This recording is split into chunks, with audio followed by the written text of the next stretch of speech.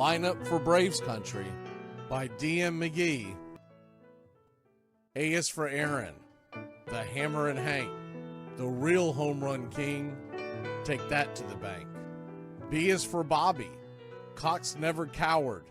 He'd give Blue quite an earful on his way to the showers.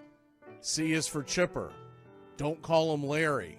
He would show up in Shea, the Mets he would bury. D is for David. Justice he'd bring. A Game 6 solo brought Atlanta their ring. E is for Eddie Matthews. 512 bombs away. Lit skies from Boston to Milwaukee to the A. F is for Fred. McGriff dog-biting crime. A fire was lit the day he arrived. G is for Glavine. Southpaw winds and kicks, changing speeds east and west, a gem in Game 6. H is for Harry and his brother George Wright, the father of baseball, Boston pennants in flight. I is for inning, ending double play, Riley to Ozzie to Olsen all day. J is for Jones.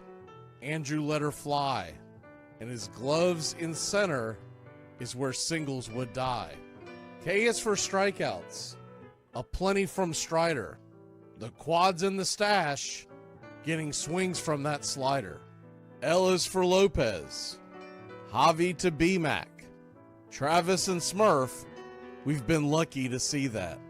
M is for Mad Dog. He won 355. Could swat flies with the changeup and still bust you inside. N is for Necro. He got to the hall by bending and knuckling and floating that ball. O is for Otis. Old Nixon could fly. The catch at the wall baffled our eyes. P still for Peterson. We were all rockin' pearls. With Eddie and Jorge, we were out of this world.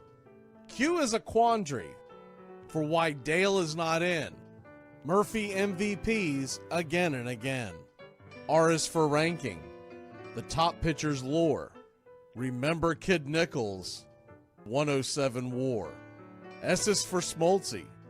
The big three in the hall. When the game's on the line, you give John the ball. T is for Tyler. Matzik and the gift of 2021, the entire night shift. U is for Chavez, but we say Uncle Jesse. The frames, the release, kept the batters guessing. V is Van Weeren. Skip Carey 2. Don Ernie Joe, the tales from the booth. W is Warren, spawn Johnny Sane. They'd ride him in Boston and then pray for rain. X is Mazzoni. Yeah, X marked the spot. Leo rocked next to Bobby, and his pitchers stayed hot. Why it makes us feel young, the game's main appeal. Chopping through the battery, there's no better feel. Z is for zip, boom, bam, ram-a-lamma, ding-dong. Throughout the summer, we sing that song. From AJ to eyeglasses and a hell of a pen. Mad Max, Uncle Charlie, win after win. A cannon from short, and RC you later. Acuna Matata, there is no one greater. Though you can't fit them all when you just A to Z. Think of your favorites in the rafters we see. I started with 3, then 10, 25, 47, 31, and of course 29. Let's not forget 21, 41, 35, the great 44, or 755, and old number 6, who led his great teams. The pennants were flying. It felt like a dream. From Boston to Milwaukee to Atlanta's TBS, a family, a tradition, Braves country's the best. Line Up for Braves Country by D.M. McGee.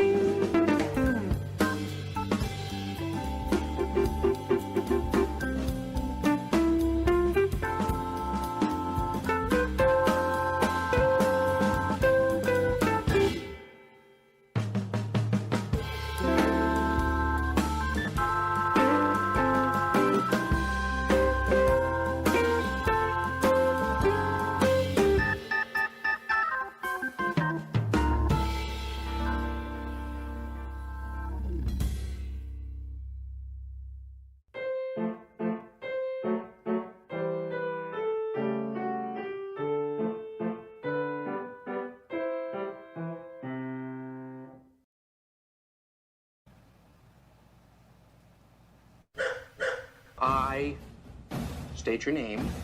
I state your name. Do hereby pledge allegiance to the armchair.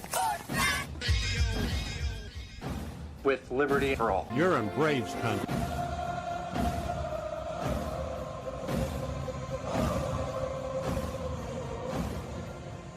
Ladies and gentlemen, please direct your attention now to the area in front of the pitcher's mound for tonight's ceremonial first pitch.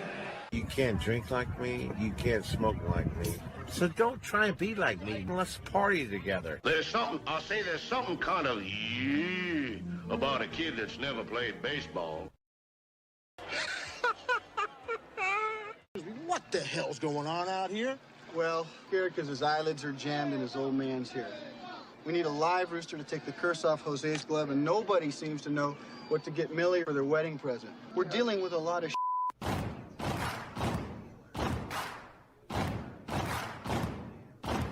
Baseball is a beautiful thing. It's more beautiful in an old park. It's asymmetrical and quirky. But even in a dome with artificial turf, it's beautiful. The way the field fans out, the choreography of the sport, the pace and rhythm of it, the fact that that pace and rhythm allows for conversation and reflection and opinion and comparison. In right field, the crowd is tormenting Strawberries, singing Darryl, Darryl.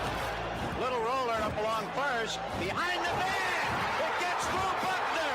Here comes Knight, and the Mets win. And there's a fly ball deep to left. It's on its way. There it goes, and the Yankees are going to the World Series. Aaron Boone. Ground ball stabbed by Folk. He has it. He underhands to first for the first time in 86 years. The Red Sox have won baseball world championship. Can you believe it? It's a pastime, something you do. It's entertainment, something you watch. And it's a shared experience, something you talk about and read about. But you can apply those same three criteria to other things. What makes baseball special is that it's the best game that's ever been devised. Smith corks one into right down the line. It may go. Go crazy, folks. Go crazy. Sure as God made green apples, someday the Chicago Cubs are going to be in the World Series. A little bouncer slowly toward Bryant. He will glove it in front of Rizzo. It's in time. And the Chicago Cubs win the World Series. Cubs win. What a lucky break. The good Lord wants the Cubs to win. How can you not be romantic about baseball? If baseball is about caring, about loyalty and rivalry. Braves fans are on their feet hoping for some kind of a bleeder or a seeing-eye single. Here's the 1-2 pitch. Fastball hit high and deep down the right field line. It's going back, back, back. Is it fair? Is it zip, boom, bam, it's gone. Ram-a-lam-a ding dong, a 3-run shot, and your Atlanta Braves have taken a 1-run lead. She's gone, baby! There's a very peaceful thing. It was created and played in pastures and meadows. There's grass, there's outdoors, there's everything that people thought was American and feel about America you get in a ballpark. And it's the wonder of walking through that dark tunnel and seeing a huge open space where men play the little boy's game.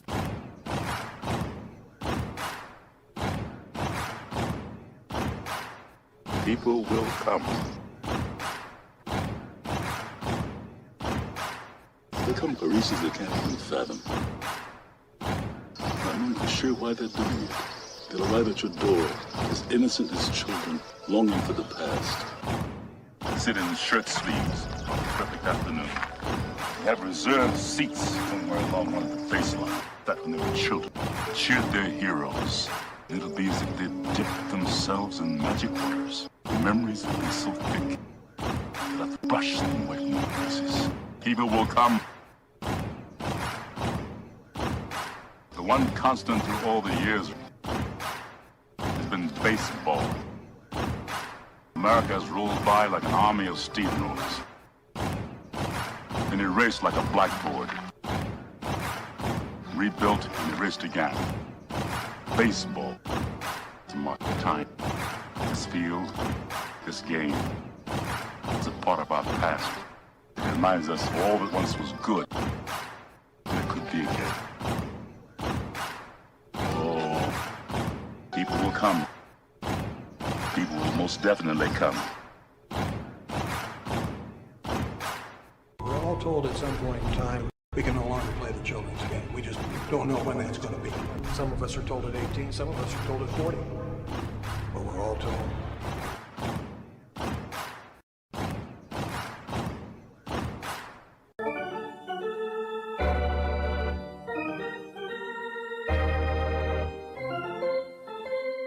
I believe in the Church of Baseball. I've tried all the major religions and most of the minor ones. I know things. For instance, there are 108 beads in a Catholic rosary, and there are 108 stitches in a baseball. I prefer metaphysics to theology. You see, there's no guilt in baseball, and it's never boring. It's a long season, and you gotta trust it. I've tried them all, I really have, and the only church that truly feeds the soul day in, day out is the Church of Baseball. Which team do you play for? Well, Well, I was just wondering, because I couldn't figure out why you would throw home when we've got a 2-run lead. You let the tying run get on second, and we lost the lead because of you. Touch 'em all, Joe. You'll never hit a bigger home run in your life.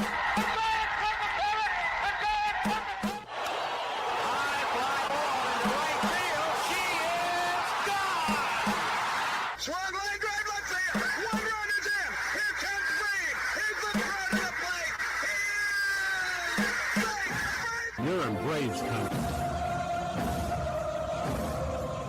If there's a bigger thing going on right now, I don't know what it is. We're down to one strike here. Gurriel, the last hope for the Houston Astros. Here's the 0-2 pitch. Swung on, bounced over to Dansby. Dansby fires it over to Forrest.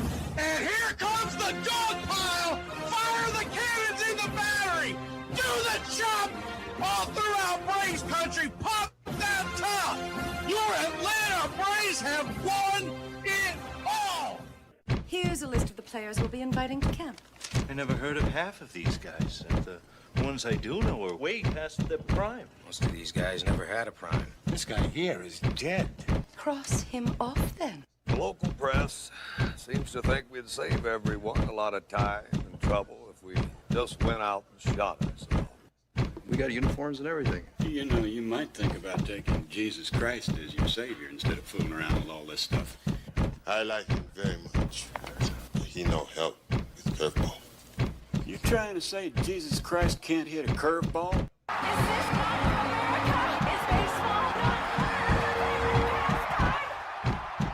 But I'll tell you, these fans are great. Listen to them. Hey, way to go, Rick. Oliver High loves you. Come on, baby. Come on, Ricky. Come on, Ricky.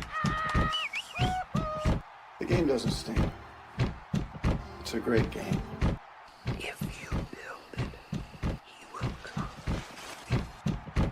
You know, one of the best things about being an ex-big leaguer is getting freebies to the game. Call the front office, bingo. And once these fans recognize me, I probably won't even have to pay for my light pure. I love them. Good seats, huh? You're in the wrong seat, buddy. Come on. Oh, I must be in the front row. Come on. Ladies and gentlemen, welcome. We direct your attention now to home plate. Please remain standing. We call your attention to our bands here today. They will be jointly directed. And now, another fixture. Our national anthem.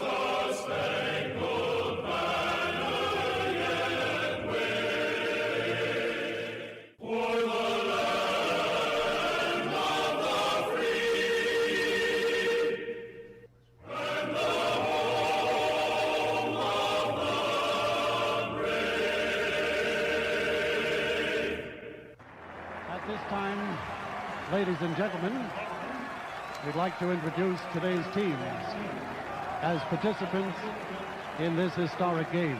Play ball! Good seats, hey, buddy. He missed the tag! He missed the tag! He missed the tag!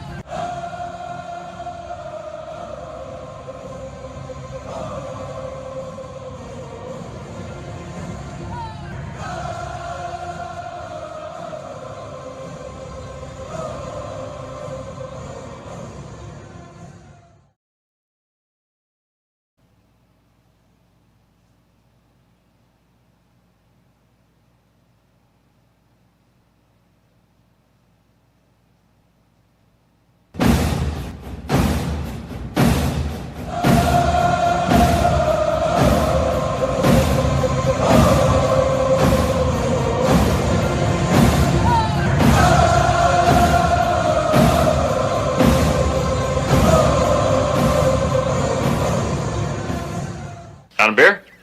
7 o'clock in the morning. Scotch?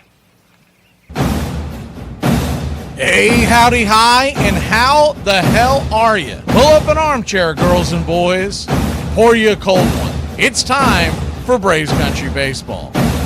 You're listening live, and the scene is Truist Park in Atlanta, Georgia. We're set for pitch-by-pitch, play-by-play, the classic call, Braves Country Baseball.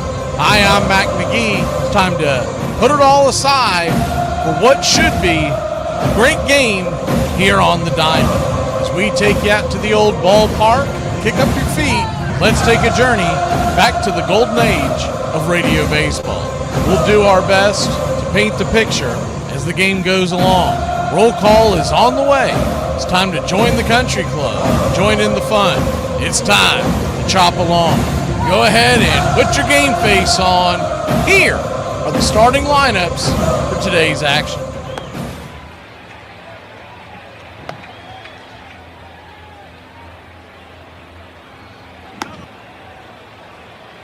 Leading off for the Cleveland Guardians, Martinez is in left field. 1 home run, 6 RBI, 4 stolen bases, batting .342. Chase Day Lauder in right field and batting second. 5 home runs, 12 RBI, a .271 clip. Jose Ramirez is batting third, playing third. 2 home runs, including 1 last night, 7 RBI, 4 stolen bases, batting .175. David Fry is behind the plate tonight. He's batting cleanup. 3 for 16 on the year. 0 for 3 versus Chris Sale.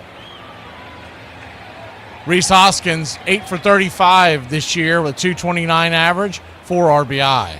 Manzardo, 4 for 39, but he does have a home run the other night, 2 RBI, batting .103. Juan Brito is batting 7th, playing second. 1 RBI, a .357 average, 5 for 14. And Schneemann is in center field. He's got 4 RBI, 1 stolen base, batting .200. Rocchio batting 9th and playing short. 1 home run, 6 RBI, a .186 average. On the mound for the Cleveland Guardians, it's Tanner Bybee, a .329 ERA, 1.32 whip, 13 2/3 innings, 14 strikeouts, 13 hits allowed, 5 walks, 3 home runs served. He'll be going head-to-head with the conductor, Chris Sale. Sale is 2-1 with the 3.94 ERA and a shiny 0.88 whip. 16 innings, 9 hits allowed, 16 strikeouts versus 5 walks, 3 home runs given up. Backing up the conductor in the bottom of the first inning, it's Ronald Acuna Jr. Batting .224 with 1 home run, 4 RBI, 2 stolen bases. Batting second, back behind home plate, it's the Drake Baldwin. A .328 average, 5 home runs, 16 RBI, no stolen bases. Matt Olson, 4 home runs, 10 RBI, a .281 average. He's batting third and playing first. And Austin Riley is at third with 4 RBI, 1 stolen base, batting .212 on the year. Batting fifth and in left field, it's the Mike Yastrzemski. 3 RBI, a .174 average. Nazi Albies is batting sixth, 3 home runs, a .271 clip, 6 RBI. Dominic Smith, the Dominator, is batting seventh, the designated hitter, a .345 average, 2 home runs, and 8 RBI. Mauricio Dubon is in center field covering for Michael Harris, who is on paternity leave. We expect him back tomorrow, but we will see. 2 home runs, 9 RBI, a .321 average. Jorge Mateo is batting ninth and at short. 1 home run, 2 RBI, 1 stolen base, batting .273. Calling balls and strikes behind home plate tonight for Game 3, the rubber match of Cleveland versus Atlanta. It's John Toon-Payne. Your first base umpire, Brendan Miller. Second base will be manned by Dexter Kelly. And down the third base line, it's Chris Conroy. Game time temperatures here in Truist Park in Atlanta, Georgia, 82 degrees, with the wind slightly blowing right to left at about 3 to 4 miles an hour. Your Atlanta Braves are minus 188 on the money line. The over-under is 8.5.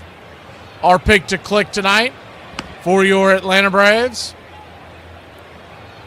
The career against Tanner Bybee, obviously, guys have seen him very little. In fact, the entire lineup has 1 base hit in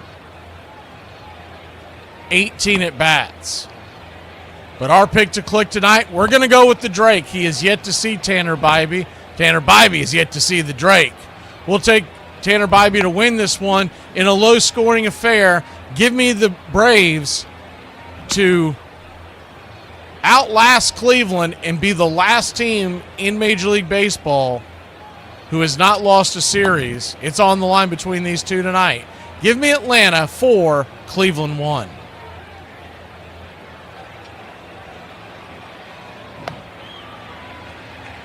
Keep playing like this will be the laughing. Keep playing like this will be the laughing stock of the league. All right, boys, let's get back to basics. This is a baseball. The object of the game is to keep the baseball within the confines of the... You're in Braves country.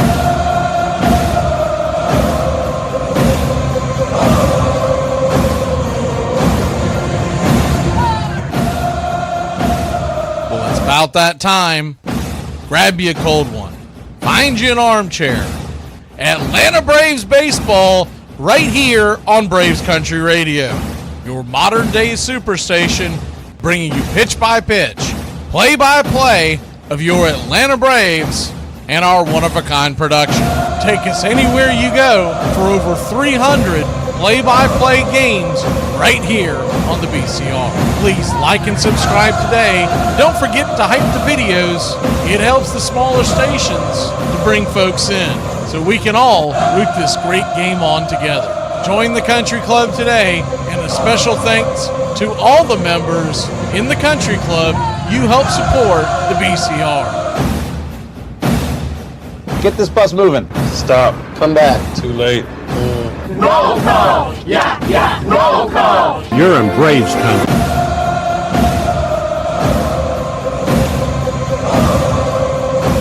See who we have in the Country Club in here tonight. Hit them up first.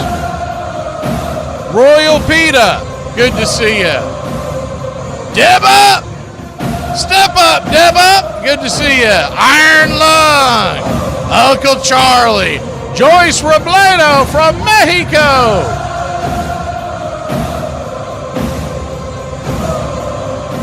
Salty Ron.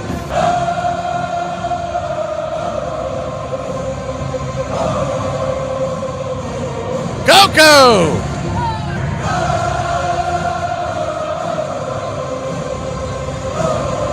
Coco, we got your boys again on Wednesday. I don't know if you've seen that or not. That's the early game. Cleveland versus St. Louis on Wednesday. Who else do we have in here in the club? You know, I haven't seen him in a while. Is Jason Up and Adams okay? I haven't seen him in a hot minute. I was thinking about that last night. Cody Turner, good to see you.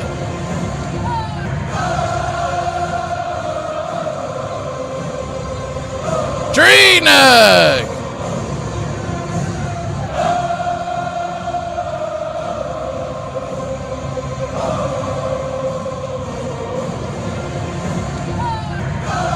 Chop, chop. John.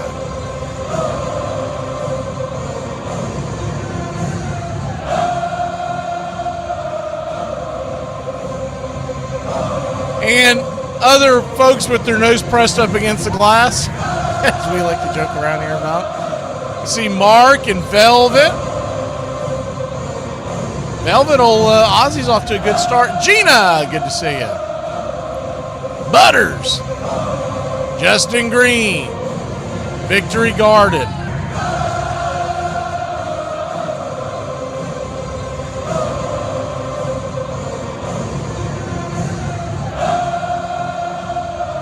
Sure, others will be coming in here as the Masters is ending. Roy McIlroy won that, for those of y'all who follow golf and follow the Masters, follow the majors. I pretty much only follow the majors and the TPC, which is basically the 5th major. Let me see who else is. See if I've missed anybody. I'm having to scroll this backwards. It's a little... Oswaldo! I thought I saw you earlier. I think I saw Tim in here too. Go to the bottom. If we missed anybody, give us a holler. We will. Hawkins 99. Good to see you. Travis Oswalt. That's Roy's cousin, one of the greatest right-handed pitchers in Houston Astro history. I have no idea if he's related to Roy Oswalt. Sounds good though. All right, we're gonna take a quick break. We'll be back in a flash. If we forgot your, if we didn't see you, give us a hello. Also, tell us where you hail from, as we're coming from the First Coast here tonight. Braves versus Cleveland coming up in just a moment. It's not your normal 7:15, 7:20, or at least that's what they're telling us.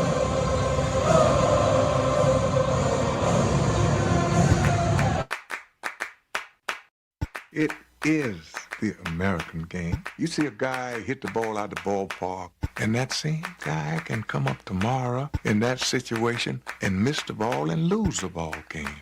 Can bring you up here, it can bring you down there.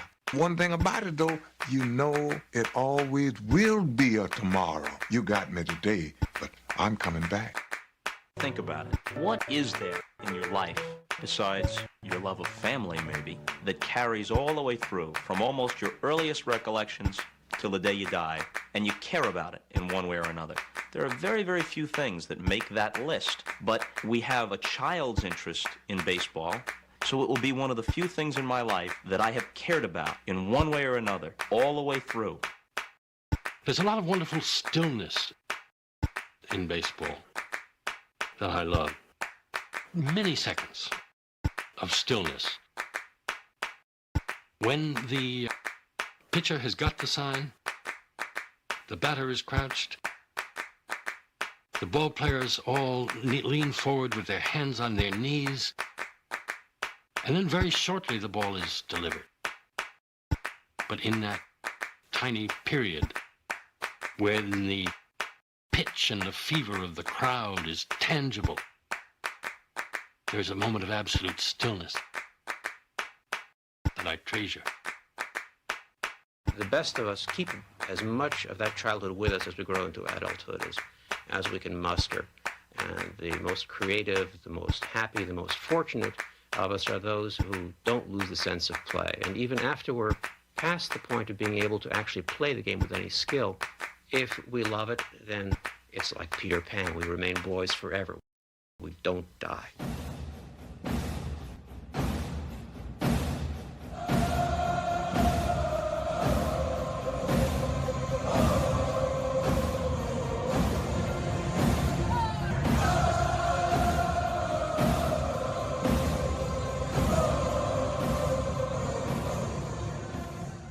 Ladies and gentlemen, we interrupt our program of dance music to bring you a special bulletin from the radio news. Sit quietly and we will control all that you see and hear. There is nothing wrong. You are about to participate in a great adventure. You are about to experience the awe and mystery. You unlock this door with the key of imagination. Beyond it is another dimension, a dimension of sound, a dimension of sight, a dimension of mind. You're moving into a land of both things and ideas. You've just crossed over into Adventures in Time and Space. We offer you Braves Country Radio, your home for the classic call of Braves Country Baseball. Hi, folks. Join us now for another Braves ball game. Yes, sir. This is the one we've been waiting for. This is it.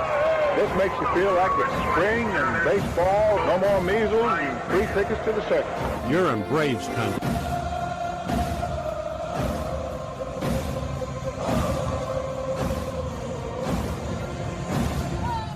This is a reminder, disorderly conduct will not be tolerated.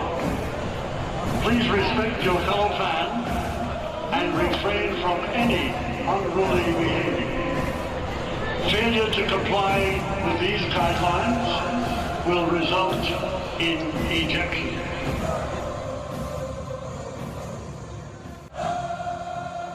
It's all mixed up with peanuts, tobacco juice, and a hearty feeling among the fans joshing each other. Always this raucous, good spirit. Everybody came to have a good time. The whole stands full of people all roaring. In baseball, never known an instance where so instantly a whole crowd could be brought to its feet, roaring with delight over just a clean crack of a bat against the ball. A lot of room in right center. If he hits one there, we can dance in the streets. Line drive and a base hit. Just as they score the tying run. Green to the plate. And he is saved.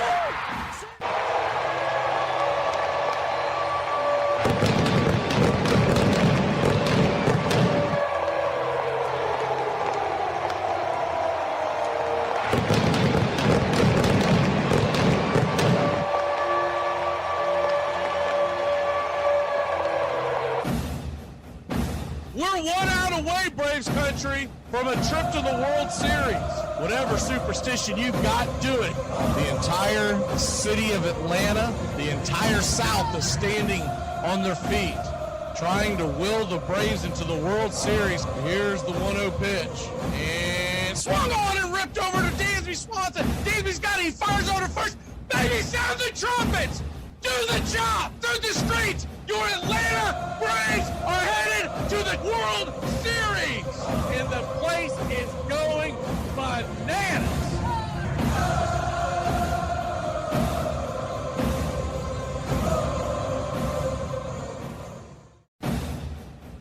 Although edited, tonight's thriller contains suspense and violence which may be unsuitable. Parental discretion is advised.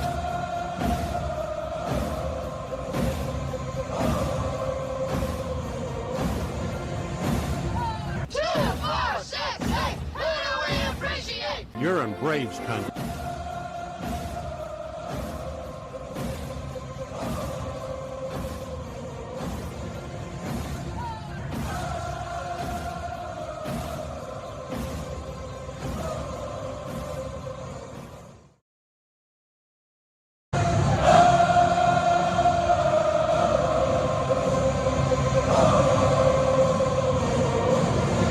All right, Braves country.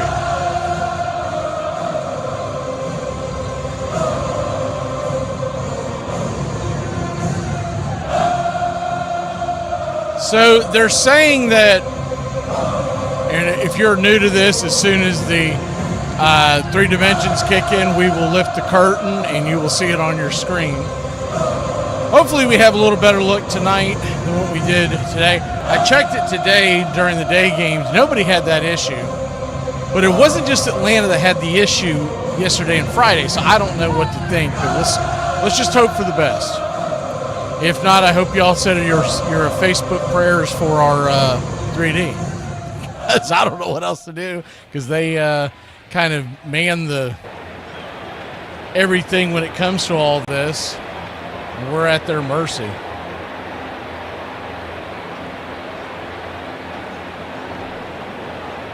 Atlanta Braves will be wearing their home City Connects. By the way, if you haven't seen it so far, they are going to be doing those City Connects on Saturdays at home going forward. So they wore it all weekend long because they were launching them. But after that, it's going to be Saturdays, just like, and so the Friday night Reds are coming back. That's what I was trying to get at. Braves have recalled Dylan Dodd.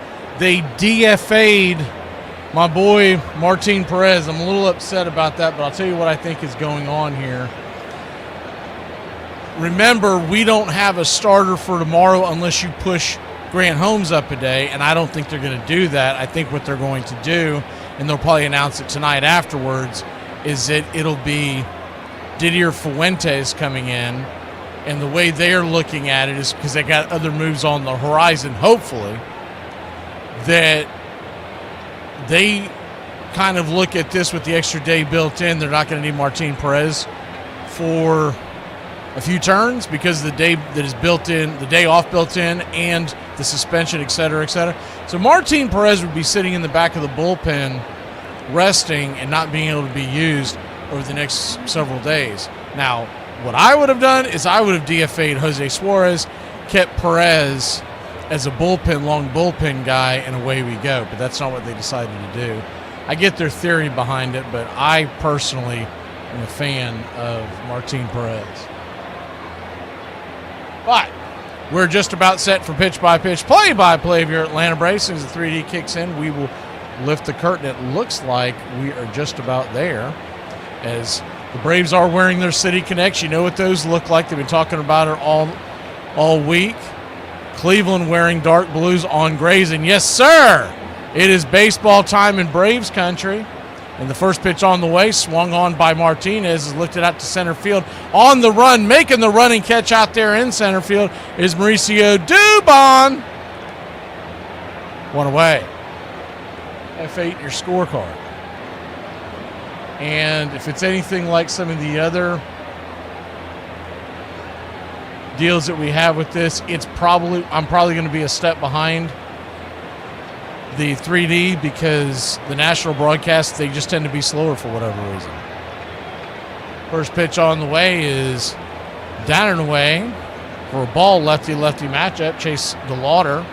It's 1-0. I'm going to try to do some tricks to fix it, but once again, we don't control it. The 1-0 to DeLauder. Kicks and fires.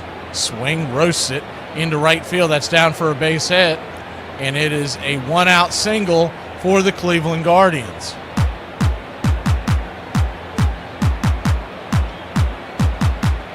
Good to see everybody in the chat tonight. As Deb, I think you were the one that was specifically asking about why they did it. That's my guess, is that we're going to get a Didier Fuentes sighting on Monday, and that could be the end of Jose Suarez.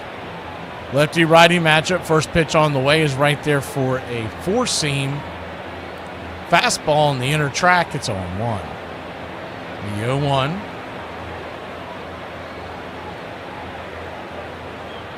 Runner at first, one out. Brings it. Swing and a miss. Jose Ramirez coming out of his shoes on that one. High and tight. It's 0-2. We'll hit the out-of-town scoreboard as we go along. For those of y'all who follow our posts, we shared the standings heading into today's action, so you can do the math on what happened today. The 0-2 pitch, swing, drags it foul towards the third base dugout. We'll do it again.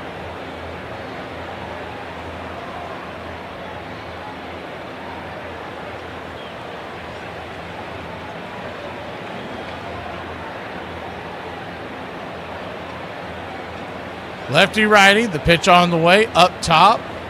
Pitch misses high, 1-2.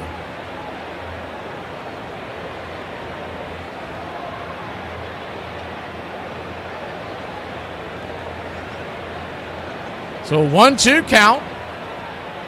Sale comes set, brings it, swing, chops it towards the right side of the infield. That's going to go through for a base hit. Here comes the throw from Ronald Acuna Jr. The throw is a bad throw offline, and they'll have runners at the corners with one away. Good hard throw by Ronald, but did not hit his mark. Good job by Riley keeping that thing from going to the dugout. And already 2 outs here in the first. Chris Sale has struggled in the early going in his career in Atlanta. And if he can get out of the jams, he's usually pretty hard to beat after that. But remember, he had a rough outing last week. David Fry, the batter. Lefty-righty.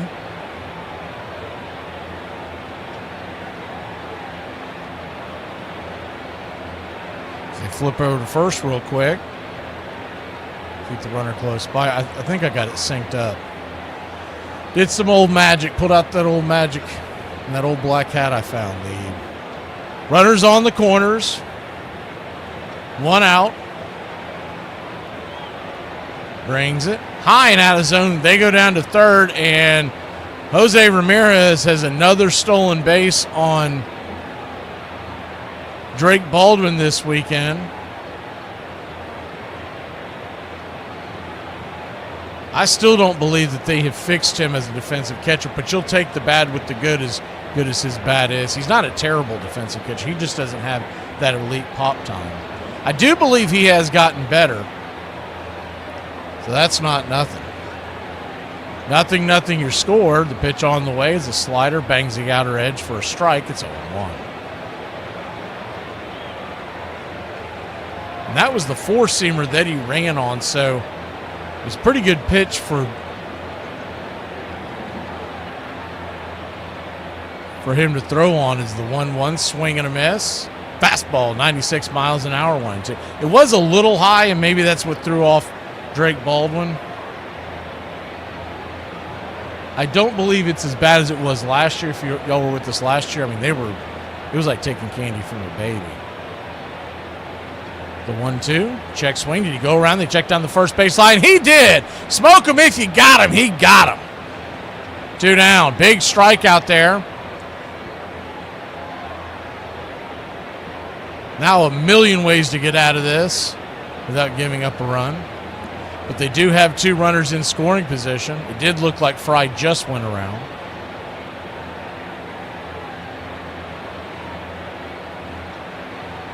Rhys Hoskins, the batter, first pitch. Slider smacks the black right there. It's 0-1.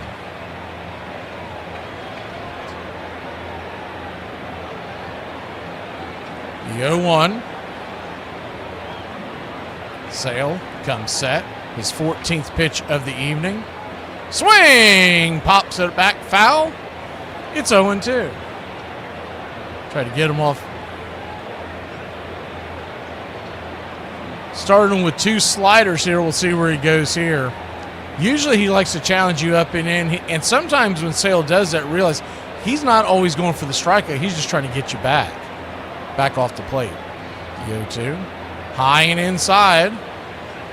And it's 1-2.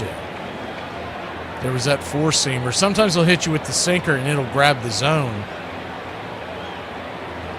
He likes to play slider away and heat high and tight. The 1-2 from Sale. Kicks and grips. Just misses inside. 96 miles an hour.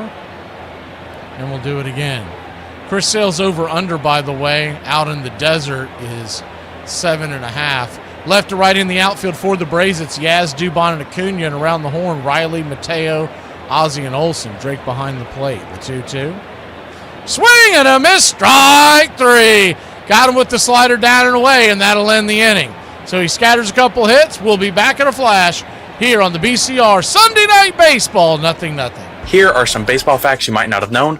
At Fenway Park, which is the home of the Boston Red Sox, there is a lone red seat in the right field bleachers. The seat signifies the longest home run ever hit in the ballpark. The home run was hit by Ted Williams in 1946 and was officially measured at 502 feet. In 1985, third baseman Mike Schmidt criticized his own Philly fans for booing him by calling them uncontrollable and beyond help. Once he got back to Philadelphia, he was scared the fans would throw stuff at him on the field, so he decided to wear an outfit of a wig and sunglasses. If you ever want to break into Randy Johnson's house, you might want to think again. When being interviewed about gun violence in 1995, Johnson was quoted as saying, "I don't own a gun, but I keep a bag of baseballs near our bed. If someone breaks in, they better be wearing a batting helmet because I'm going to throw at their head."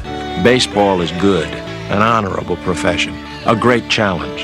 It has blessed me, I blessed it, and it has blessed our country. Branch Rickey. He was born on an Ohio farm in 1881 and named Wesley Branch Rickey for John Wesley, the founder of his family's Methodist faith. He was a pious, hard-working boy who memorized scripture, taught himself Greek, Latin, and algebra, and promised his mother never to drink or swear or violate the Sabbath. But he was mad about baseball, learned to play in the backyard with a ball stitched by his mother, followed every move of the Cincinnati Reds, and became a good enough catcher with the Duck Run, Ohio team to consider a professional career. Still, the game was not a proper livelihood for a God-fearing young man, and so he abandoned baseball to teach school in Turkey Creek, Ohio. But Branch Rickey would one day become what one sports writer called the most original mind and the best organizer the game has ever produced.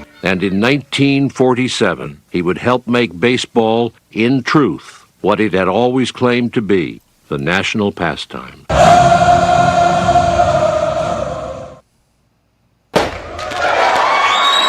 Thank you, Uncle Charlie. We accept one of us. We accept one of us. Gooba gobble, gooba gobble, gooba gobble. One of us. We accept that one of us. We accept that one of us. Gooba gobble, one of us. Gooba gobble, one of us. Gooba gobble. Shut up! Oh my God, I don't care. Welcome back. Ronald Acuna Jr. stands in. Righty-righty matchup. First pitch on the way inside to Tanner Bybee. From Tanner Bybee is inside for a ball. It's 1-0. The 1-0.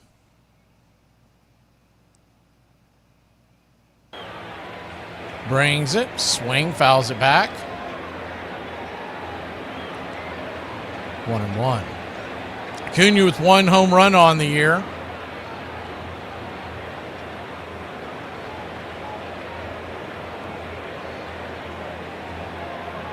The 1-1 from Bybee. Turns and brings it. Swing. Slices that foul right side into the stands. 1-2.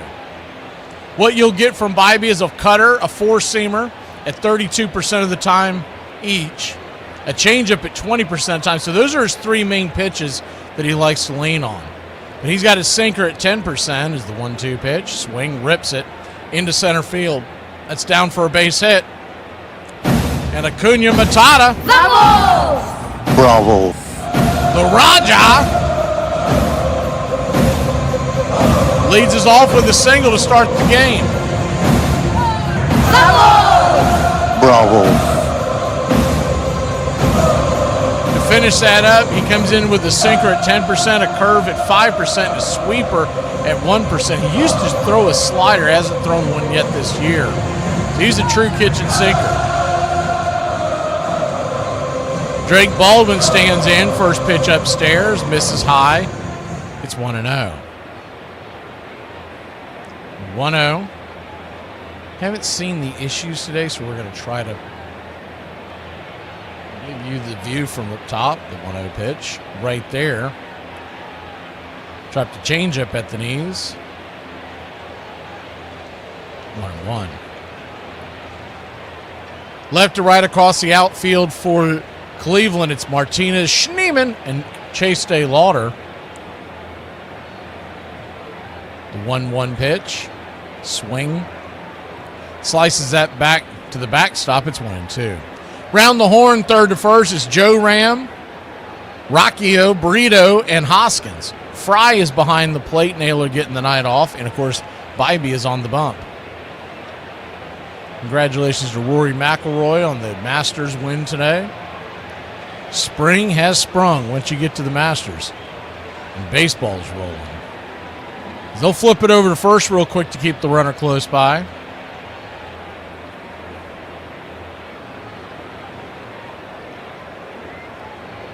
Braves nothing, Cleveland nothing. Bottom of the first inning.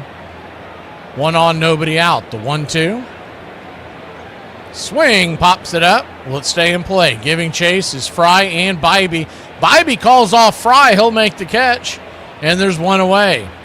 Foul territory in between third and home, and Bybee gets it with ease. Those of y'all that may not be familiar with Tanner Bybee, one of the better right-handers in the American League, comes in at 6'2", 205 pounds.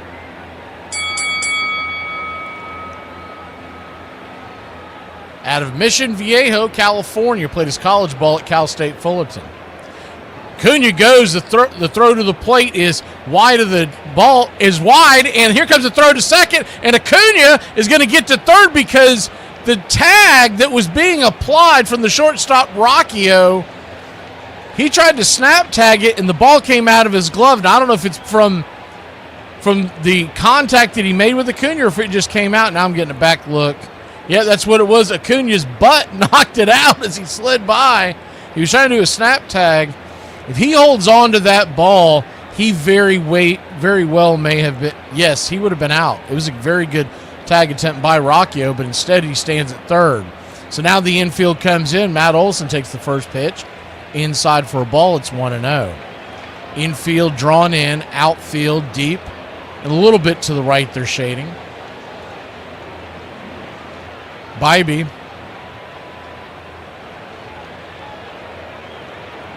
brings it, swing, pops it up, and he reached for that one. That's going to be a can of corn. Middle of the infield, who wants it? Reese Hoskins calls everybody off, and that was a bad at bat by Matt Olson, and there's 2 down.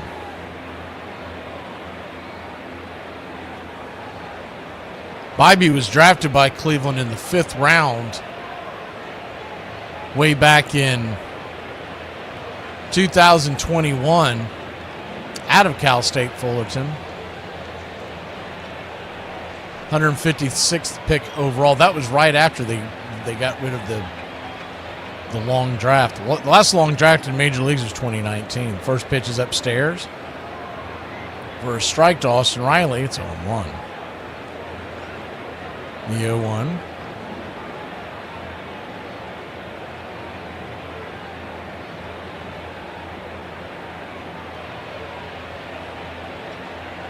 Bybee sets it and pitch outside wide, 1-1. If you remember, they used to have 60 rounds prior to the 2020 season. It was the pandemic that brought a 5-round draft.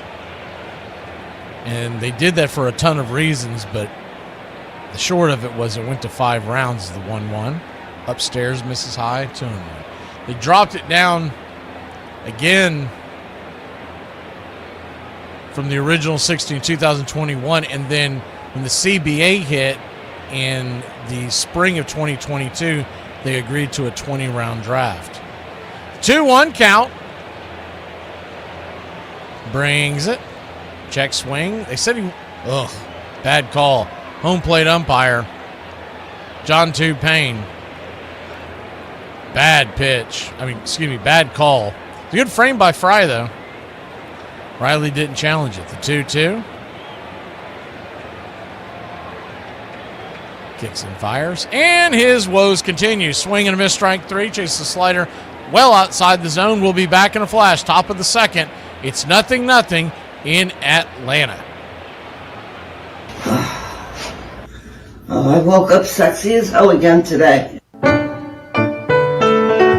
Hey, Braves Country! Braves Country is bringing you Braves Country Baseball. Braves Country comes to you every week. Hi, I'm Mac McGee, and we'll be bringing you play-by-play, pitch-by-pitch of your Atlanta Braves. It's free to listen. Please like and subscribe. YouTube.com/@BravesCountry. Braves Country Baseball for the fans, by the fans. I do not wake up feeling like $1,000,000. I, in fact, wake up feeling like insufficient funds. Here are some baseball facts you might not have known. the legendary Derek Jeter holds a pretty impressive record. He's played the most games at one defensive position without ever playing another, with 2,674 games at shortstop. Hall of Famer Jim Palmer is arguably the best Orioles pitcher ever. He had the most wins in the 70s and was remarkably good at limiting homers. Over his 19-year career in the league, Palmer never gave up a grand slam or allowed back-to-back home runs. Herman Long was a shortstop who played at the turn of the 20th century who set a record in 1889. The record he set was the most errors in a single season with 122, which he accomplished in just 136 games. For reference, the most errors by a player in 2021 was only 24. 1889. If I cannot get my release, I must protect myself in another way. I'm over 40 and my fielding ain't so good, though I can still hit some. But I will say this, no man is going to sell my carcass unless I get half. Deacon White, Pittsburgh Alleghenies. There was a time when the National League stood for integrity and fair dealing. Today it stands for dollars and cents. Once it looked to the elevation of the game and an honest exhibition of the sport. Today its eyes are on the turnstile. Players have been bought, sold, and exchanged as though they were sheep instead of American citizens. John Montgomery Ward.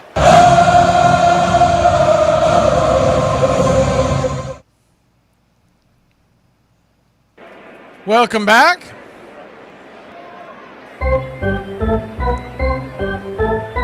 Nothing.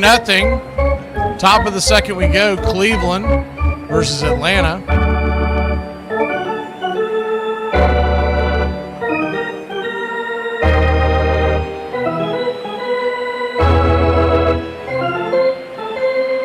The first pitch from Chris Sale is right there. Slider at the knees. It's 0-1. The 0-1.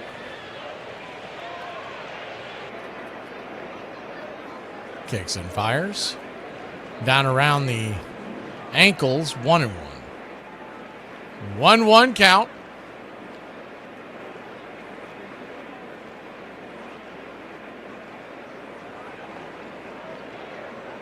Sale looking into Baldwin and brings the pitch. Swing, fouls it back. 1-2.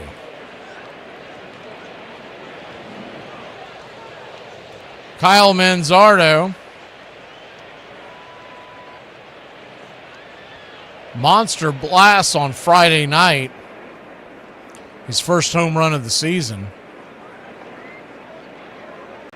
Is the 1-2s in the dirt, 2-2. He's drafted by the Rays in 2021 out of Washington State. He's from Idaho originally. The 2-2.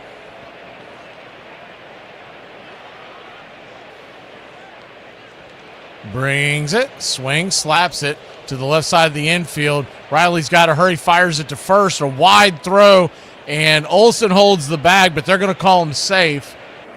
Very close play. We'll have to take a look at this. From the naked eye, it looked like he beat it out. They're showing the replay. Yeah, he beat it out. They had Riley on an overshift. So he's basically playing the shortstop position, having to charge a ball just past the mound. It's one of the reasons why I hate that overshift, unless it's a big spot, to just play it by default, your third baseman. That's such a long way to go. First pitch right there is a slider to Juan Brito. It's 0-1. Brito off to a hot start, batting .357 on the year. Getting a lot of playing time with Gabriel Arias on the IL. The 0-1 pitch, swing, chops it over towards short. It's going to be a 6-4-3 double play.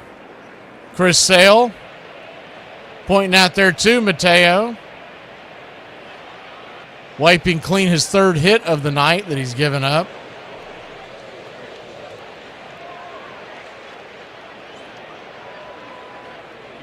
He has struck out 2 so far.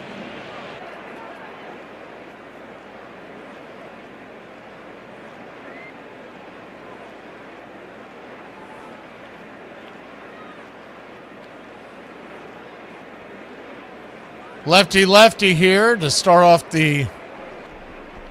off here with 2 outs is Daniel Schneemann. He's batting .200 on the year. Takes the Pitch down and away for a ball. It's 1-0.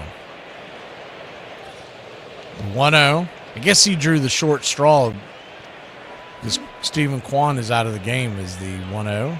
Chops it foul, 1-1.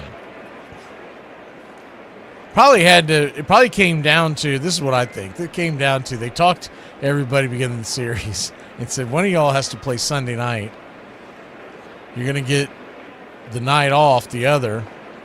And Steven, you get dibs. Do you want Sunday night off or do you want Saturday night off with two lefties? And he said, I'll take the night off where Sale's pitching. The 1-1 pitch is swung on and smoked up against the wall. Acuna deked Schneemann, and here comes the throw to second base. Head first dive, and he'll just be safe. Acuna was trying to deke him there. He was acting like he could catch the ball. The ball came off the wall. It was actually well played by Acuna. Just a wide throw of the bag. Probably doesn't get him anyways. Schneemann, to his credit, was busting it out of the gates. And it's a 2-out double for Cleveland.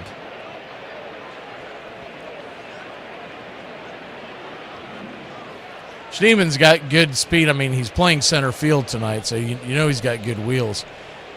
First pitch is high and inside, four-seam fastball to Brian Rocchio, the number 9 hitter. It's 1-0. Lefty-righty matchup, already with 4 hits given up.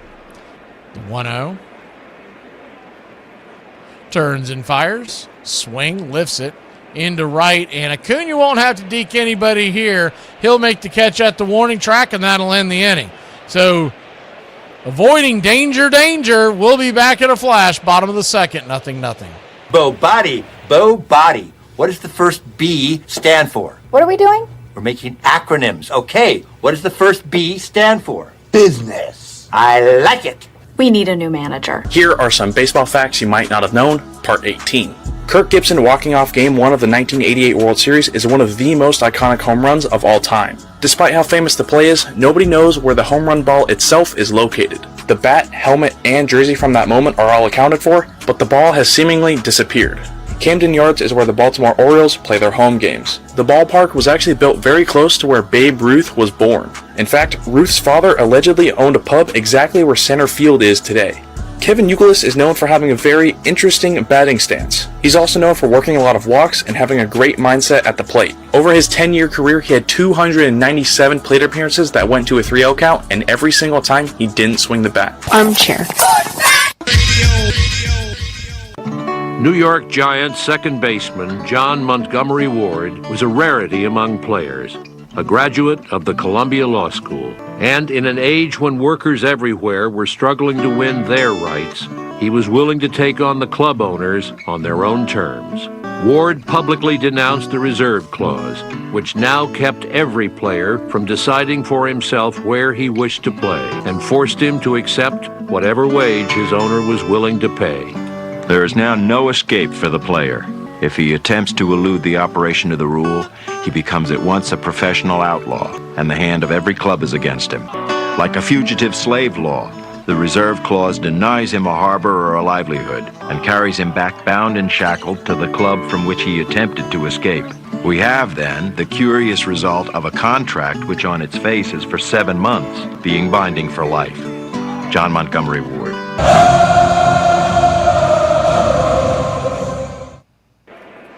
Welcome back.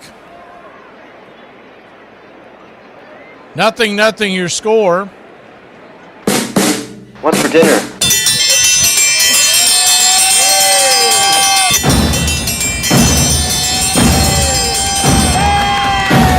Hey, chef, what's for dinner? What is for dinner? I had fish and chips tonight. First pitch on the way to the Yaz is outside wide for a ball. It's 1-0. Righty, lefty. Yaz batting just 174 on the year. The 1-0 pitch. Up top. 1-1. Seen some of y'all's questions for Braves Country today. We'll be hitting that up on tomorrow. Noon Eastern, Country Club members. The 1-1, swing and a miss. Might have got a foul tip there. It's 1-2. Go over a ton of things there. You'll get the abbreviated during pregame, assuming time, before first pitch of tomorrow night's game versus the Marlins. The 1-2 pitch misses high, 2-2. For you country club members, we come on noon tomorrow, and then we're gonna be doing MLB The Show again. By the way, those of y'all that were in there the other day, I listened to it, and I do believe if I have the headset off and the microphone right in front of me, it sounds much better. The 2-2 swing, pops it back, foul, out of play. Still not perfect, but it sounds. I finally understood what Charlie was talking about at the beginning, where it sounded like I was in a cave. So a 2-2 count. Roy's telling me seeing barbecue pork, grilled barbecue chicken. The 2-2, outside wide, full count. Applebee's. See, John's got steak wraps with kettle chips. Has Unc chimed in yet? The payoff pitch, high and out of the zone. Ball force to the Yaz. Good at bat there to get us started. That's not nothing. He'll head on down to first with nobody out here to start the second inning. He's been on such a bad slide. We haven't been able to play his clip in a while. That's it. Yes, put everything on it. Don't hold back anything. Ozzy Albies your batter now. First pitch is a bender. Curveball misses upstairs, 77 miles an hour. It's 1-0. Normally we only play those for base hits. Man, we got to do something to get the ass going. We do have a new one for the Dominator if he gets on. The 1-0. Swing and a miss. 1-1. So 1-1 count.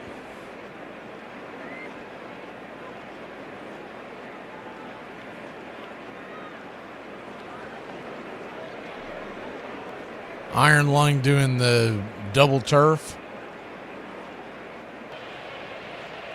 The 1-1 pitch inside. 2-1. So a 2-1 count.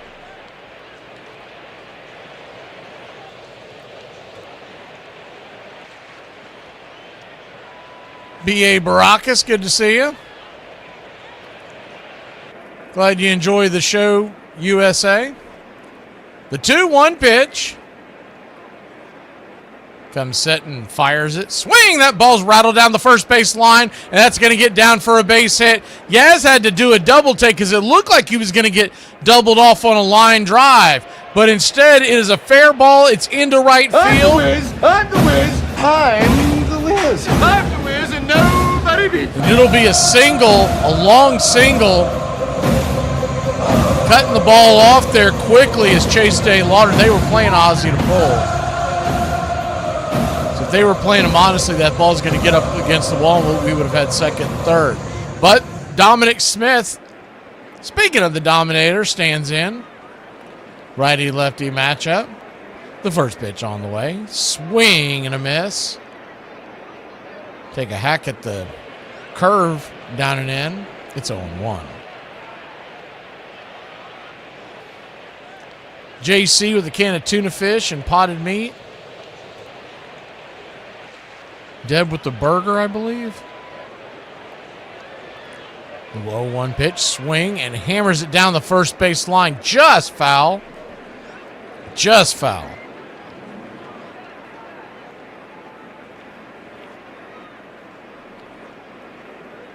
Oh, okay, JC. I can only see your comments. I can only see the country club's comments well this year. So sometimes I do lose context. I do know that. I was wanting to see when Uncle Charlie had it. I haven't seen his response. I might have missed it, but he's usually eating like a king, and it's a Sunday. I figure he's got prime rib, lobster. The 0-2 count. Dom Smith digs in the pitch. Outside, high and wide. 1-2. We had to set it. We wanted to set it up where I could see the country club members' comments better this year, and when I did that, you basically lose the others. The 1-2, high and out of the zone, 2-2. I go during the break, and a lot of times I'll try to check them, but usually wearing so many different hats that during the breaks I don't get a chance to see them. So sometimes I will see your comments, the non-country club members, but usually it's just the ones that are lit up like the on the country club. The 2-2 in the dirt. Full count. And then you got a whole nother thing that goes on.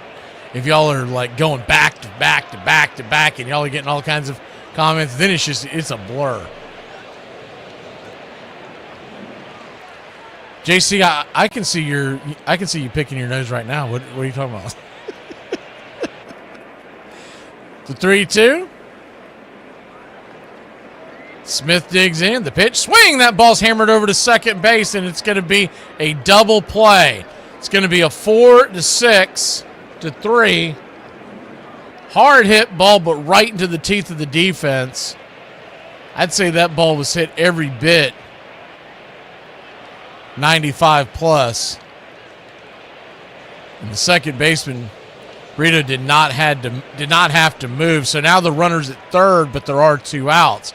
Looking for a base hit, any kind of a bleed or something by Mauricio Dubon, who's in center field today because of Michael Harris on paternity leave. The first pitch, swing and a miss. Chased a filthy cutter out of the zone.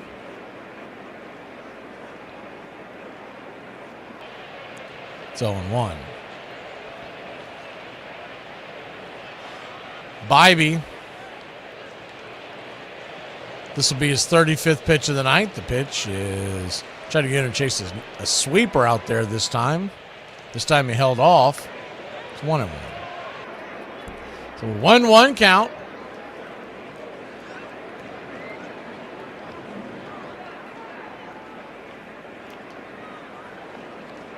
Turns and fires right down the pipe. Man, what are you waiting on there, Mauricio? That was right down Main Street. 1-2, just snuck a four-seam fastball right down Main Street.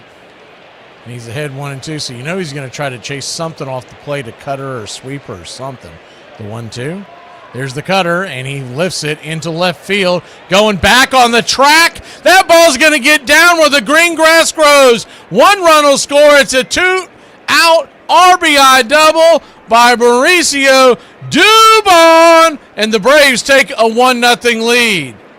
Good piece of hitting there by Dubon. Pardon me, would you have any? But of course. One of life's finer pleasures. It is one of life's finer pleasures. Dubon smacking it up against the wall. That'll bring the number 9 hitter, Jorge Mateo, to the plate. First pitch is a sinker, just missed the zone, bottom of the zone. It's 1-0. Mateo, who's batting .273, and we've talked about this when he came to the Braves. He's not known for his stick, but he does have moments where he gets hot, like he did in Arizona. The 1-0. Right there, outer edge. 1-1.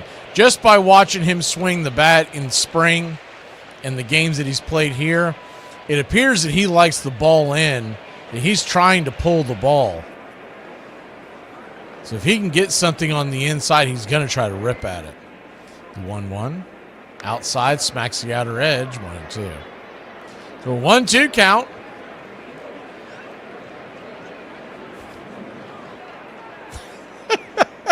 John, I like that.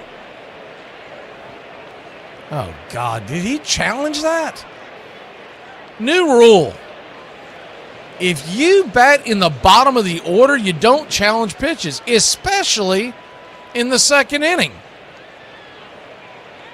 So now we've lost a challenge, and He's down 1-2. You better get a hit now, son. The 1-2.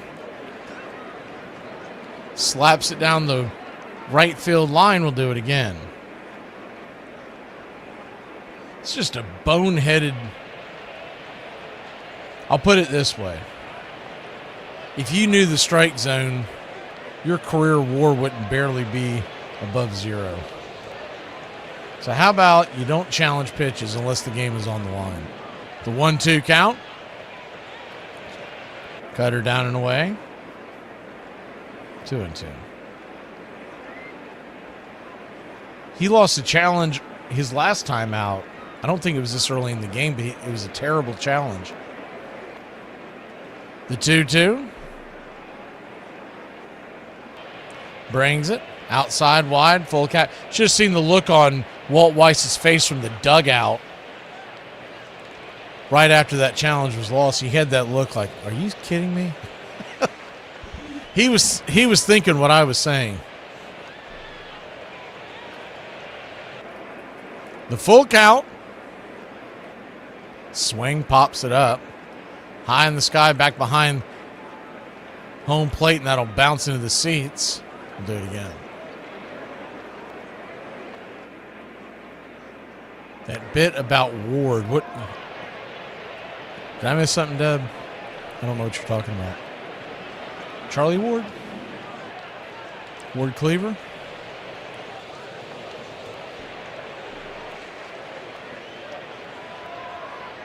The 3-2.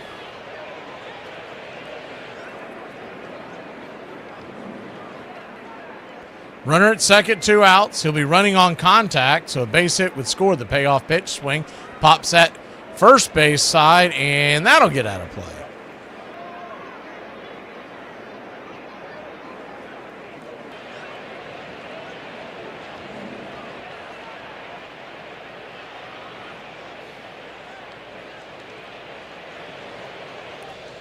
So a full count here. 2 outs.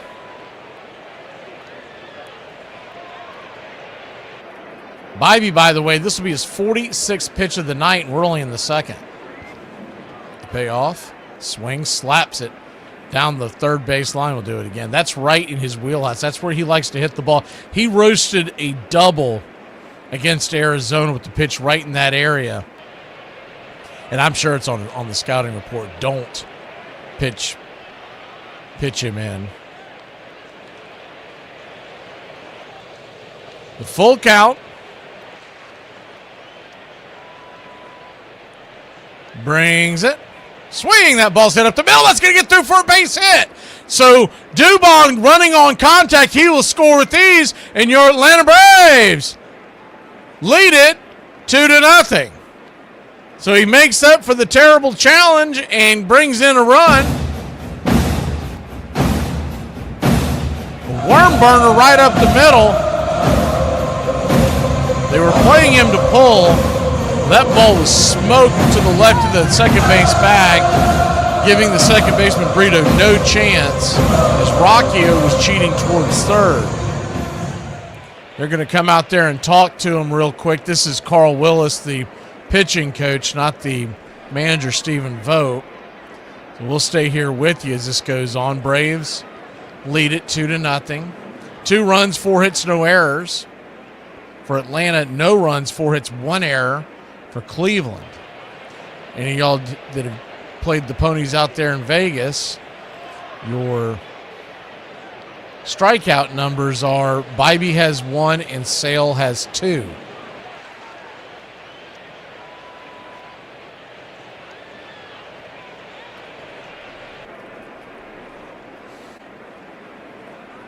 So 1 on, 2 out.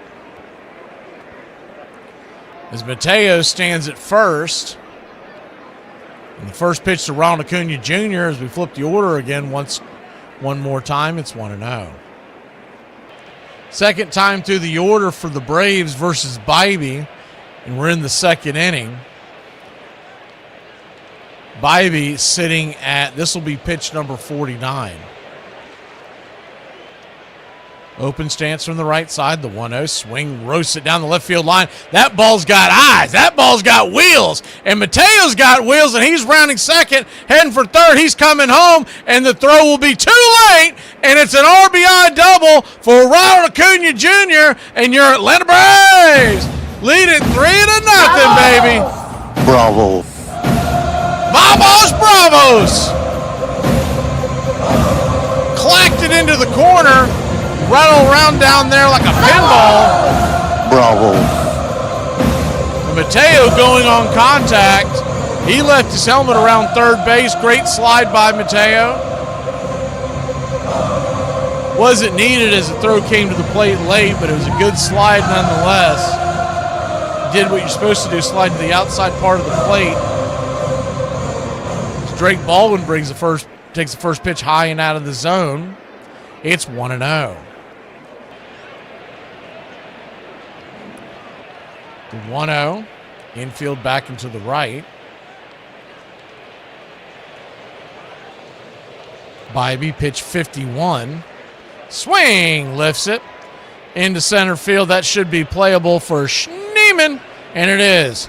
F8 in your scorecard. We'll be back in a flash. Atlanta 3, Cleveland 0, here on the Braves Country Radio Network. I'm not crazy. I'm sorry, I didn't even believe that. How you doing? Hi, sir. I would like to look at your most expensive Hank Aaron card, please. Got just the one. Only 4 in circulation, $31,000. Oh, well, that's very, very fine. Yeah. Let me look at your least expensive Hank Aaron card, please. Here are some baseball facts that you might not have known. Stan Musial is one of the most underrated players of all time. He had 3,630 hits, which puts him 4th on the all-time list. But weirdly enough, Stan the Man had exactly 1,815 hits at home and exactly 1,815 hits on the road. In Spanish? Yes. Gracias todos para los... I don't know how to say compliments. No? Compliments. Hey Braves Country, this is Mac McGee with Braves Country Radio. We are bringing you pitch by pitch, play by play of your Atlanta Braves all year long. Please like and subscribe today. It's free and it helps us bring you more of the game we all love. Braves Country Radio, your home for the classic call of Braves Country Baseball.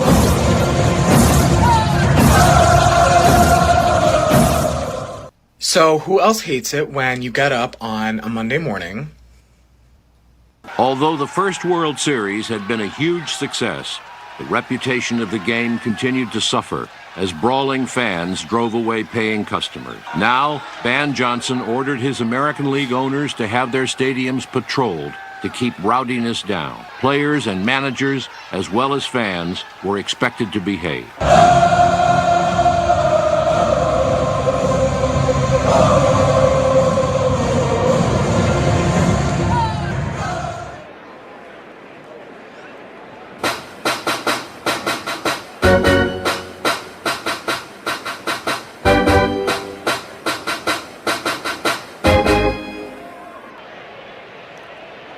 Roy was saying somebody was asking about Dubon. I mean, I think we've covered this several times about when Kim comes back. I guess the gist of it, what I would say is, first of all, let's see where our health is when Kim comes back because there's always injuries. First pitch on the way is right down the pipe for a strike from Chris Sale. He had a nice little seat there. Maybe he'll come back out. He has not given up a run, but he has given up 4 hits in 2 innings, and I know he'd like to straighten that out. The 0-1, kicks and fires, swing, pops it up, high in the sky. Ozzie Albies is underneath it. Can of corn, F4, 1 down. So let's assume health across the board. Murphy back, everybody's back by the time Kim comes back. Dubon's going to get a ton of playing time because the main reason why they brought him in is to keep the rest of the guys healthy. So you're going to see guys get days off as the first pitch is swung on and broken bat. I think it went off the foot of Chase Day Lauder. It did. And the bat shattered in half too as well. But the bat shattered in half. They called it a dead ball because it hit his right front foot. So insult to injury. But for people who don't realize this, Mauricio Dubon won the utility gold glove, and that's given to the guy with the best glove that plays multiple positions in the field throughout an entire season. He can play third, short, second, outfield. He can even play first as the 0-1 pitches inside 1-1. The only position he can't play on a major league level is catcher and pitcher. So he's going to get a ton of at-bats. Is the 1-1 right there at the knees. 1-2. And what you'll see on a regular basis, I think, is let's say everybody's healthy. He's going to get 5 starts in a 6-game week. And they'll just rotate through. They'll give everybody except for Olsen a day off in the infield is the 1-2. Down and away. You go around. Did not. 2-2. And then you've got him playing anywhere you want to put him in the outfield. But if you got a lefty, you can sit Michael. You can give Acuna a day off and have him DH and have Drake behind the plate. I mean, there's so many options that it opens up to. Is the 2-2 smacks underneath the zone. Drake's challenging this. He has had a horrific challenge record so far. Let's see if he gets this one. It's really close. Yeah, he missed it. So we're done. Drake blows the last challenge in the third. Mateo blew the first one in the top of the second, in case you're just joining us. So we're done on ABS challenges. And with John Tupain behind the plate, that's not a good thing. He has been consistently one of the worst umpires. As the payoff pitch is chopped towards the first base dugout. We'll do it again.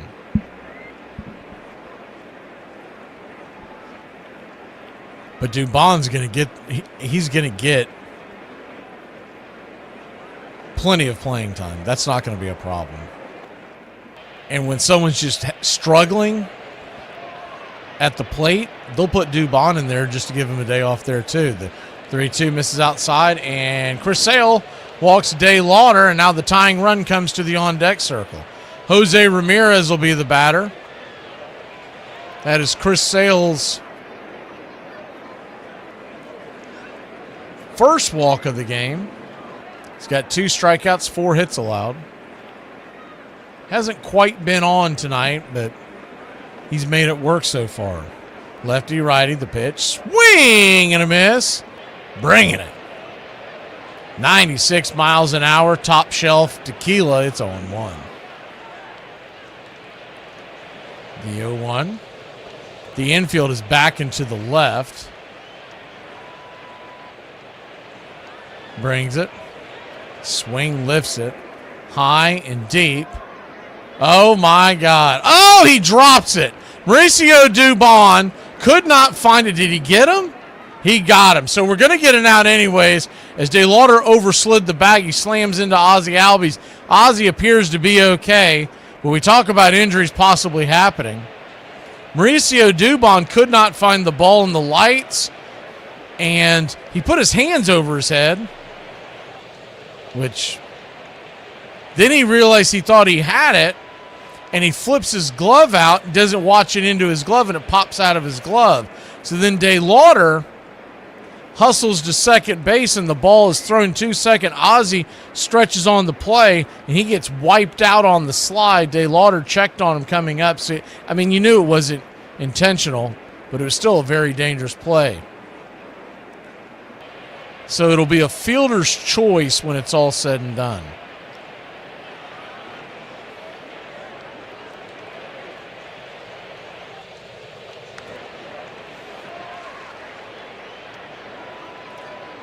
Sale flips it over to first base a couple of times. He throws his arms up. Then at the last second, he thinks he sees it, and he grabs it. I mean, that thing literally went in and out of his glove. I thought it hit the side of his glove. It went into the mitt. He just didn't squeeze it. First pitch to David Fry is fouled back out of play. It's 0-1. Sometimes it's better to be luckier than good because he was very fortunate that ball bounced right back to him. With Daylauder's speed, was still able to get him. Fry 0 for 1 with the strikeout. The 0-1 turns and fires. Right there, P at the knees. It's 0-2. Earlier today, the Diamondbacks beat the Phillies 4-3. The other games of note in the division for the Braves, we'll get to the rest. The A's went in and broke out the brooms on the Mets. They won 1-0. The pitch on the way, swing, lifted into center field. That's down for a base hit. Ramirez was going on the play and takes a wide turn at third. The throw comes to the infield, and Fry has a single, and Sale has coughed up 5 hits now here in the third inning. Wasn't really that bad of a pitch. Fry went out there and got it. He must have been sitting on slider because he went out there and just laid the bat head out and was able to get around on it. So runners on the corners now and 2 outs. So the Mets lost, the Phillies lost, the Nationals did beat the Brewers. And the Miami Marlins, who were on the Atlanta Braves field, they lost. So pretty much good news all around in Braves country. We'll get to the other scores in a second. Lefty-righty matchup, first pitch swinging, fouls it straight back. Rhys Hoskins, the batter, it's 0-1. Hoskins 0 for 1 on the day with the strikeout. Twins 8-2 over the Blue Jays. And the Blue Jays are struggling. Angels 9-6 over the Reds. These are all finals. Rays 5-4 over the Yankees. White Sox 6-5 in Kansas City over the Royals. The 0-1 flips a slider down and away. It's 1-1. Red Sox 9-3 over the Cardinals in St. Louis. The Cubs, they win the third game of that series with Pittsburgh 7-6. Pittsburgh had taken the first 2. 1-1 slider at the knees. It's 1-2. Rangers 5-2 winners over the Dodgers. It was Jacob deGrom for Texas, and Roki Sasaki was the pitcher for the Dodgers. And the Padres 7-2 over the Rockies. Orioles beat the Giants 6-2. The 1-2, high and out of the zone. 2-2. And that's your out-of-town scoreboard. Here it's 3-0 in the top of the third. 2 on, 2 out. Chris Sale, 48th pitch is about to be thrown.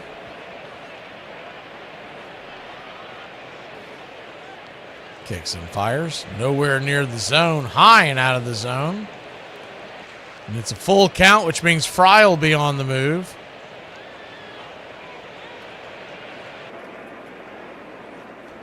On deck is Manzardo, so you don't want it to go any further here. He's got to bear down. The payoff pitch. Swing. Rolls the slider over to short. Mateo's got it. Fires it to first, and it's a 6-3. And that'll end the inning. So he scattered 5 hits. We'll be back in a flash. We go to the bottom of the third here in Braves country. On the subject of this service, what is your opinion of war protesters, and would you today refuse to be drafted? Honey, I just seem to keep my own personal views about that to myself, because I'm just an entertainer, and I'd really not say. Do you think other entertainers should keep their views to themselves too? No, I can't even say that. Here are some baseball facts that you might not have known. Clayton Kershaw is without a doubt a Hall of Famer. In Kershaw's family, he had a great uncle named Clyde Tombaugh. He was an astronomer who, over 100 years ago, discovered the planet Pluto. For those who don't know, eye black is a black adhesive that is used by players to limit glare from the sun. But did you know that none other than Babe Ruth allegedly invented it? Around the 1930s, Ruth was getting distracted by the sun, so he put some black grease under his eyes, and the rest is history. John Joseph McGraw, player-manager of the contentious Baltimore Orioles, had been one of the first National Leaguers to jump to the American League in 1901. But he had not liked it there. He could not bear to have anyone tell him how to play the game. When McGraw refused to stop the constant abuse of umpires, for which he was infamous, Johnson suspended him. McGraw never forgave Johnson. He returned to the National League as manager of the New York Giants, a job he would hold for 31 years, leading his team to 10 pennants and ending in the first division 28 times. No one made a move on the field without his consent. McGraw was said once to have fined a player for hitting a home run that drove in 2 runs because he had ordered him to bunt. The main idea, John McGraw said, is to win.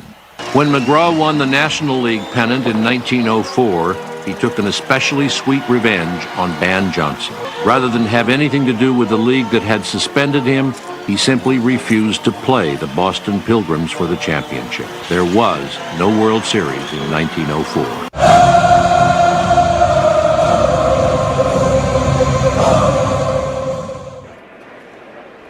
Welcome back, y'all. Atlanta Braves, Cleveland Guardians.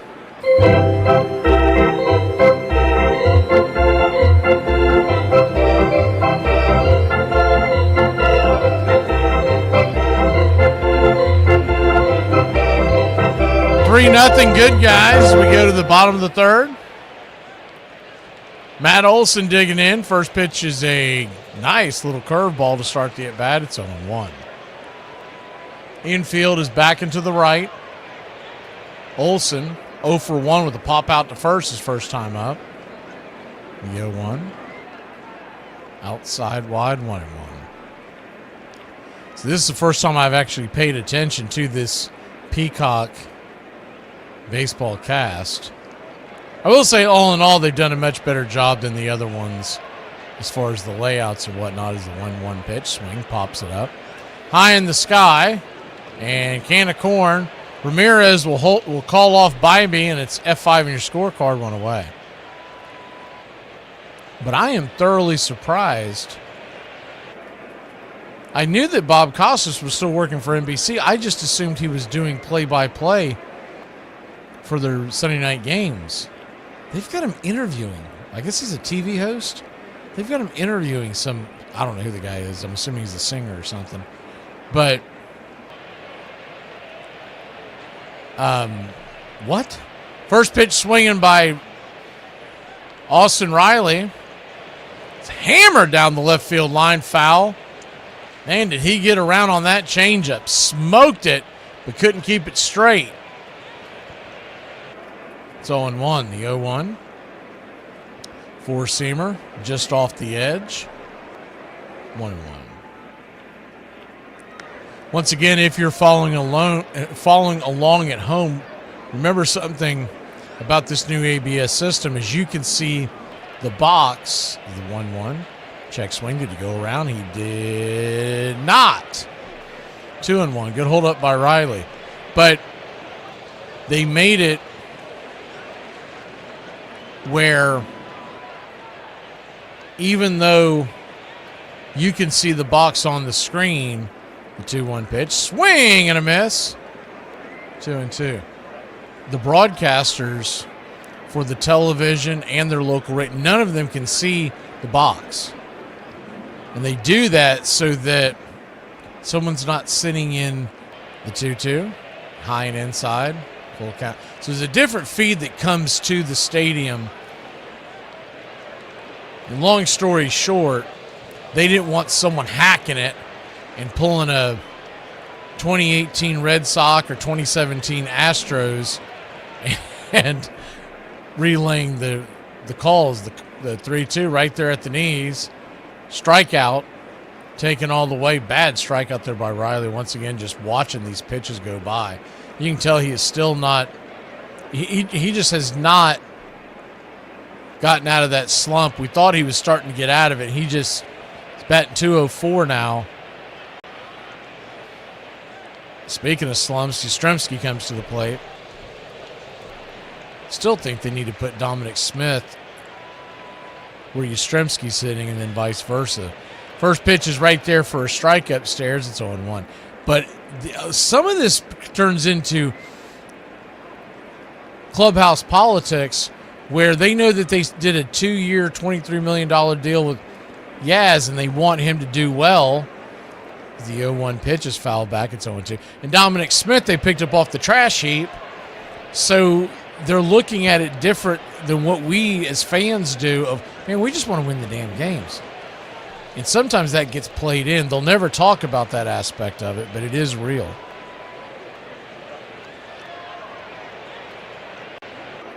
So an 0-2 count. Swing fouls away. Do it again. One thing I will say for the Peacock cast is that they would show Bob Costas and whoever this guy was that they were interviewing. I think he was a singer. And then they would go back to the action when a play was happening. Is the 0-2 pitch. Swing and a miss, filthy strike three. Yaz is lost up there, man. He is not doing nothing. What's he batting now? 170. And I get Tree Fitty. All right, you're going to head down Thurber all the way to the stop sign, and then you're going to get onto Willett. I do live here, but I don't know a single street name in this development. I know the street that I live on, and then any street off of that means nothing to me. Head north. Okay, immediately, no. I don't know where north is. Northwest. Just give me the address, then I'll type it into my phone. You got a map? No, I don't have a paper map. You have one of those giant maps I could unfurl and point? I have a map on my phone. Do you have a globe? You're going to go south on North Street. And then it's going to be 2,000 more meters, and you're there. Why are you doing meters? Also, again, with the cardinal directions. Wind is strong, so I would stay off 480. I'm not driving a boat. You're going to want to avoid 34. There's going to be traffic. Avoid the highway? It's going to be quicker, but you're going to want to avoid it. Okay, so I punched that in, and the directions are telling me to go a completely opposite way. That's probably going to take you on like 480. Yeah. Nah, you can't trust that. Why do you not trust your phone with navigation? All of your emails are spam, and you respond to all of them. You trust it then, but you choose not to when it's with no. Do not come in the car. I'm going to print out the 8-page directions on MapQuest for you. I'll be right back. Here are some baseball facts that you might not have known. Ted Williams, when he passed away, parts of his family claimed that he wanted to be put into a state of biostasis through being cryogenically frozen. So, surgeons decapitated Williams, froze his body in a giant cylinder, and froze his head in a steel can. This was done with the hope that one day he could be revived from the dead. August 3rd, 1903. To the editor, it makes sense to teach a child to play chess. But what is the point of a crazy game like baseball? Here in educated America, adults play baseball. They run after a leather ball like children. I want my boy to grow up to be a mensch, not a wild American runner. Dear sir, let your boy play baseball and play it well, so long as it does not interfere with his education or get him into bad company. Let us not so raise the children that they should grow up foreigners in their own birthplace.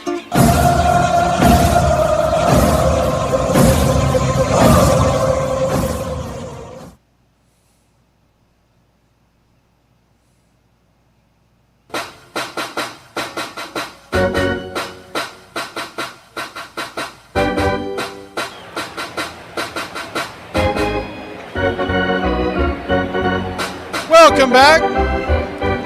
Ladies and gentlemen, we have a 3-0 game. We go to the top of the 4th inning. Cleveland batting. No runs, 5 hits, 1 error for the Guardians. 3 runs, 5 hits, no errors for your Atlanta Braves. First pitch is right there on the edge for a strike. It's 0-1. Or maybe it's the Indians versus the Bees. The 0-1. Outside wide, 1-1. 1-1 count. You're also the Cleveland Naps versus the Red Stockings, or the Bean Eaters, or the Doves or the Rustlers. The 1-1 count. Out and away.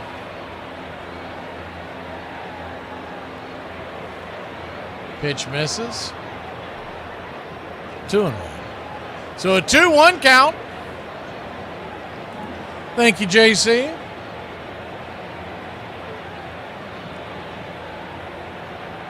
Lefty, lefty. Pitch is dragged over to first. Olsen's got it. He flips it to Sale. 1 away. We accept one of us. We accept one of us. Uber gobble, Uber gobble, Uber gobble. One of us. We accept that one of us. We accept that one of us. Uber gobble, one of us. Uber gobble, one of us. Uber gobble. Shut up! Oh my God, I don't care!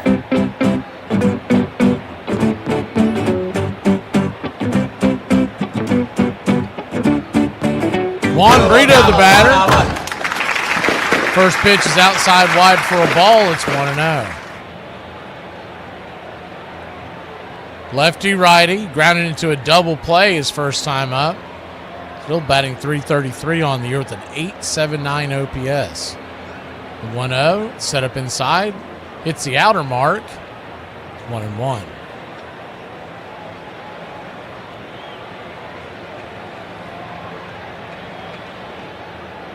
Got the Masters that just finished. Major League Baseball's in full swing.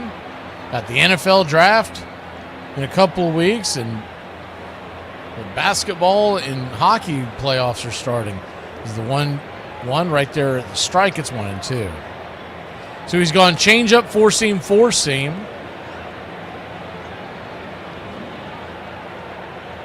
Kicks and fires. Lifts it. Down the right field line, fouling out of play. We'll do it again. Got the Islanders and who are they playing? The Canadians on in the background. Man, I really used to like NHL playoff hockey, but I don't remember the last time I watched it. The 1-2 misses high, 2-2. I used to really be into it. Even after the whole strike thing and the season tickets thing that we've talked about a few times on here. But I guess if one of my teams isn't in it, I don't really care. The 2-2 swing and a miss. Strike 3. Filthy slider there. 2 down. I still feel like Chris Sale does not have his good stuff. There's no other word for it. That's just what they call it. They either had their stuff or didn't have their stuff.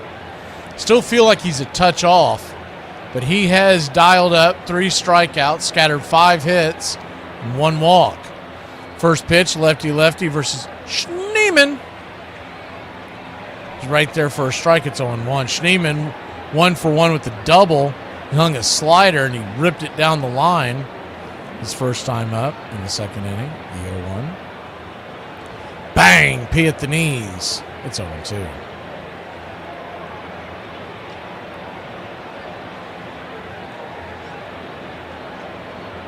The 0-2 count.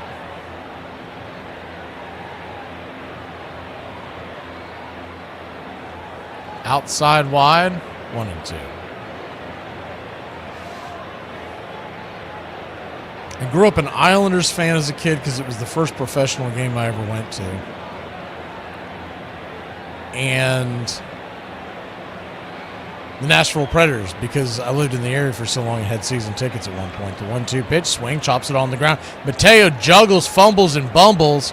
And I don't know if they're going to give him an error or not. I feel like that should be an error. They haven't put it on the board yet. We'll see what they call it.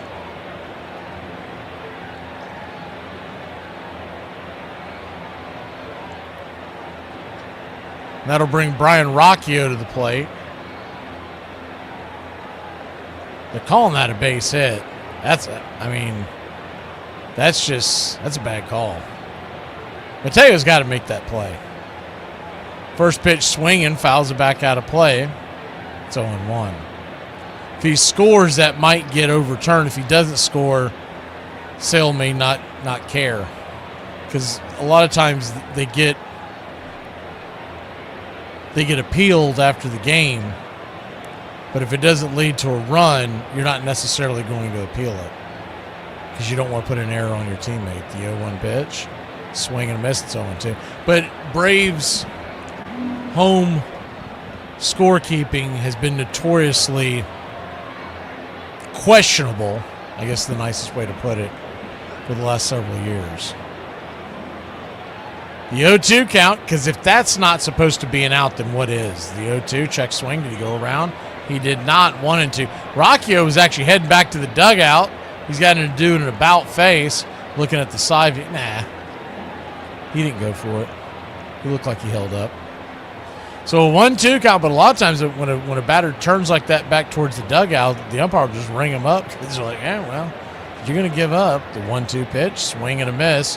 And that's strike number 3. So we'll be back in a flash. Ozzie Albies leads us off when we return, going to the bottom of inning number 4. This portion of the show is being brought to you by Ed's Almost Good Beer. Remember, Ed's Almost Good Beer was brewed in God's country when God wasn't looking. Hey, Braves Country, I'm Mac McGee. Join us for Pitch by Pitch, Play by Play, the classic call of Braves Country baseball. We're bringing you Atlanta Braves baseball all year long. Jump into our pregame show, Braves Country Today, just before first pitch. Stick around for the postgame show, Braves Country Tonight, where we will open up the phone lines and react to your calls or your comments all year long. That's Braves Country Radio, pitch by pitch, play by play, your home for the classic call of Braves Country baseball.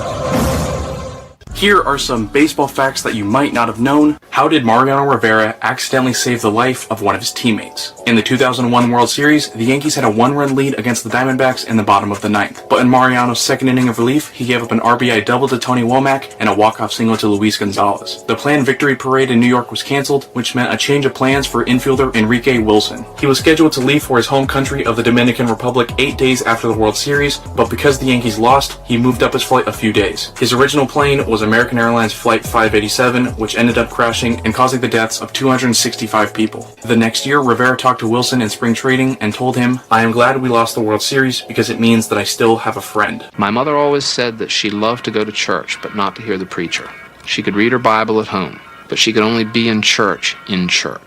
And baseball has some of that same sense of peace that has nothing to do with ideology, but simply with ritual, familiarity, small truths, sort of lessons of the day that we're familiar with before, but may get a little more light on them that day.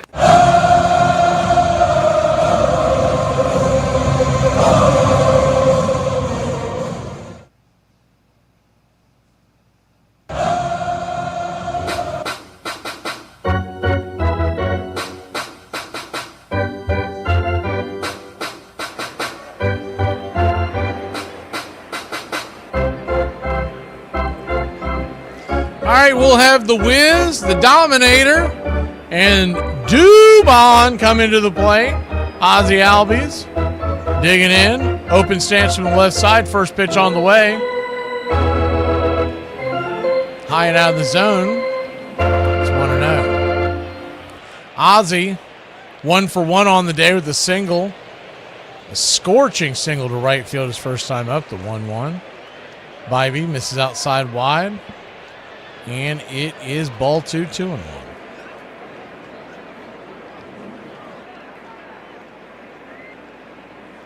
Two and 0, excuse me. The 2-0 turns and fires. Swing, pops it up. It's behind home plate, but it'll bend into the seats next to the dugout on the third base side. 2-1.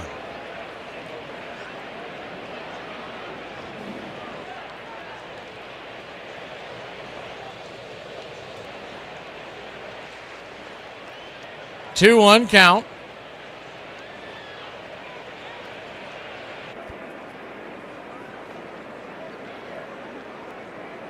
Bybee, swing. That ball's ripped into center field. That's down for a base hit. And Ozzie Albies, 2 for 2 here on a Sunday night in Braves country.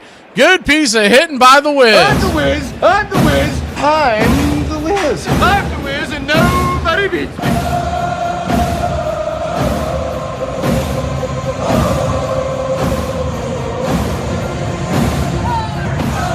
Dominic Smith, the batter now.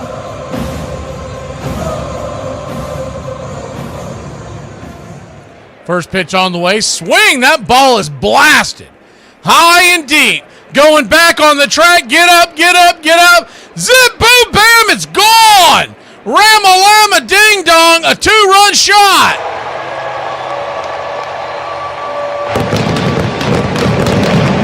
And the Dominator. Pardon me. Would you have any... That's the wrong one. This is a time for leaders to step up.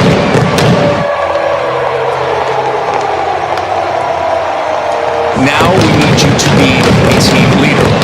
Dominator, baby. You gonna continue to be a bunch of soft, underperforming, tattooed millionaires? Welcome to the United States of you just got nominated. Make us believe again.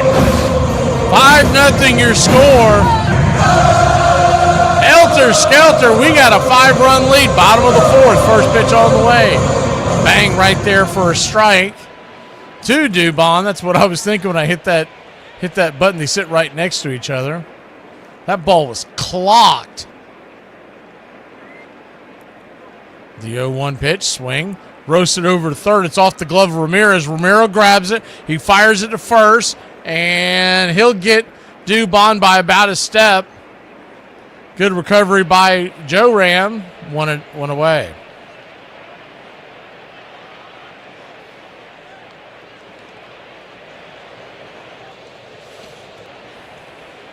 Five runs, 7 hits, no errors for Atlanta. No runs, 6 hits, 1 error.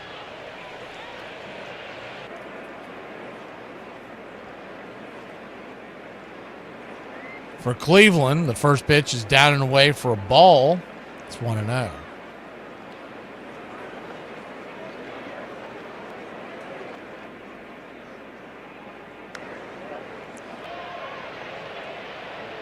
The 1-0. Turns and fires, swing, drops it into right field. That's down for a base hit. And Mateo has his second hit of the night, and he's going to get gunned down at second base. He got caught with his hand in the cookie jar, and Jorge Mateo, second bad decision tonight, 2 down. And that was not a very far hit ball. Not sure what he was doing. I don't know if full stopwatch sent him or not. If he did that on his own, have to see a replay.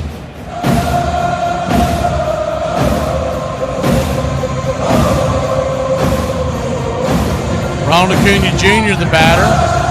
First play, pitch, swing, hits it over to short, and that'll be 6-3, and that'll end the inning. So, relatively easy inning pitch-wise for Bybee, but we get a 2-run shot by the Dominator. We'll be back in a flash here on the BCR. This is a time for leaders to step up. Make us believe again.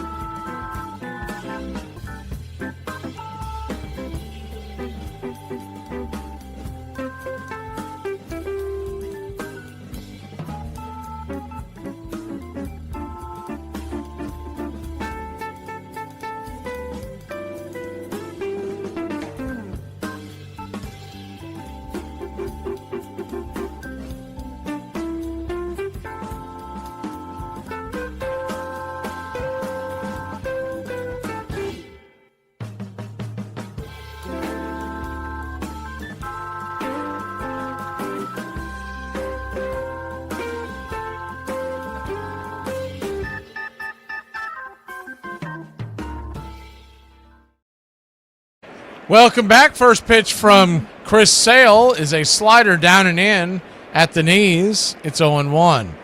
Lefty-righty matchup, the 0-1 pitch. Kicks and fires. Swing, pops it up. High in the sky. Center field. Dubon this time finds it with ease. 1 down. Chris Sale with 4 strikeouts on the night. 1 out here in the top of the 5th inning.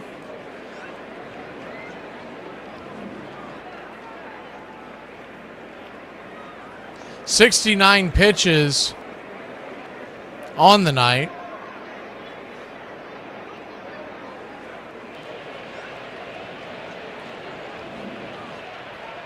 And the pitch down and into Chase Day Lauder misses for a ball. It's 1-0. Starts him off with the slider, lefty-lefty matchup.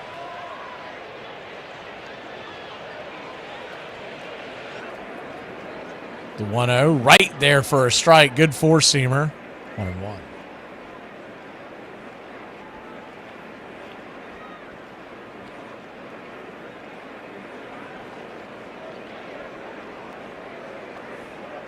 The 1-1.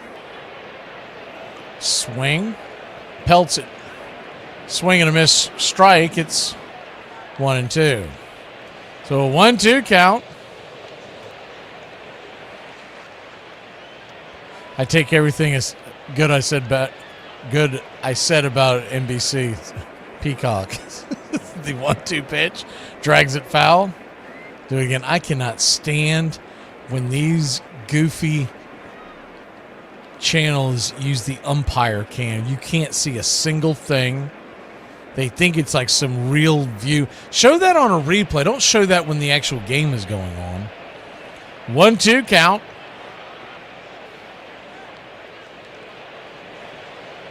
Sale comes set. Brings it. Swing, fouls it back. We'll do it again. Chris Sale sitting at 4 strikeouts. I don't know about y'all. I cannot stand those helmet cams. I don't like it in any of the sports. They try to remember and thank God that it didn't last long. Remember in football when they tried to do the field level views, they thought that was some great innovation. The 1-2 swing, blasted, high and deep, over in the right field. It's off the wall. Acuna plays it terribly. It's going to be a 1-out double for Cleveland. Terrible job out there defensively by Acuna. Ball goes off the wall. He overruns it. Then he tries to flail at it with his, is that his glove hand or his throwing hand? He just winged his arm out at it. Thankfully, Dubon plays it off to Karam and keeps it to 2 bases. Take another look at that again. Yeah, he just tried to flip his glove out. If you make contact with it, you're going to knock it the other direction. It's probably going to be a run. Jose Ramirez, the batter, lefty-righty matchup. Pitch on the outer edge for a strike. It's 0-1. It is so hard for me to defend. Is it Southern Guy? It's so hard for me to defend when people say trade Acuna. It's hard for me to go, no, man, he's doing fine. It gets harder and harder every night. The 0-1. Swing, chops it foul. It's 0-2. He's just terrible defensively. And I know he'll get out of his offensive funk, and that's what you have him there for. But you're going to pay him like he's an everyday player, not like he's a DH. And as he gets older, he's not going to age well out there in the field. Heck, we're seeing it right before our eyes, aren't we? The 0-2. Swing, fouls it back.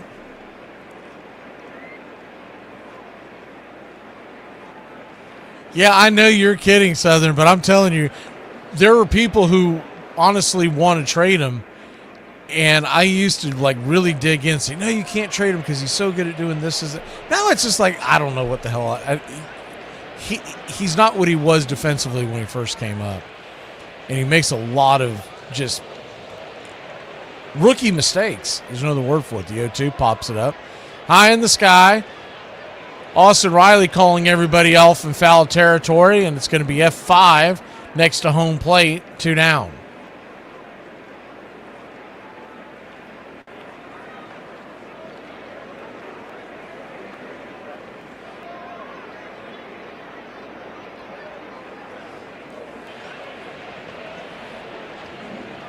Runner at second, 2 outs.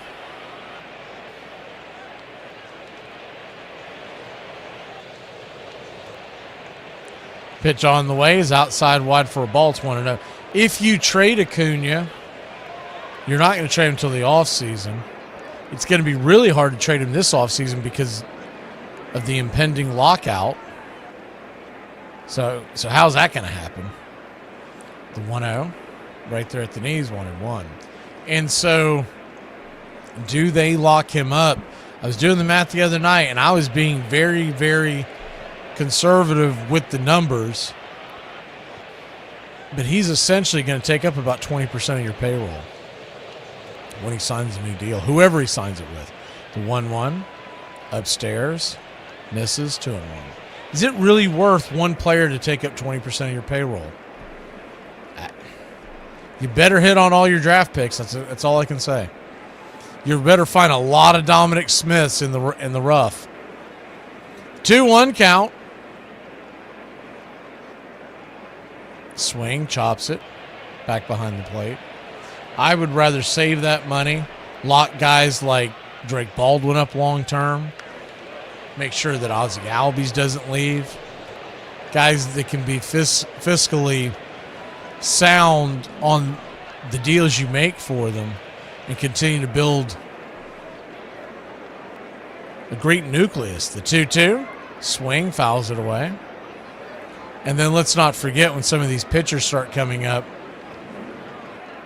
I'm a firm believer now that the Braves are better off rebuilding as opposed to re-signing most of your starting pitchers.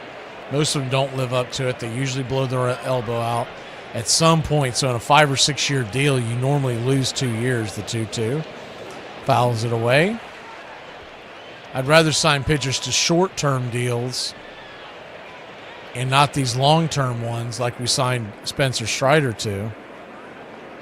And what the Yankees are getting great numbers out of Max Fried, but remember, he has not got nearly to the end of that deal. He's only in year 2. The 2-2, inside strike 3, got him with the knees, locked him up, and that'll end the inning. We'll go to the bottom of the 5th. Time to take the 5th here in Braves country. Fat, drunk, and stupid is no way to go through life, son. The faces from the past. You've walked past them many times. I don't think you've really looked at them. Go on, lean in. But if you listen real close, you can hear them whisper their legacy to you. Listen, you hear it? Seize the day, boys. Hello. Toga! The world ain't all sunshine and rainbows. She did not drink the vodka.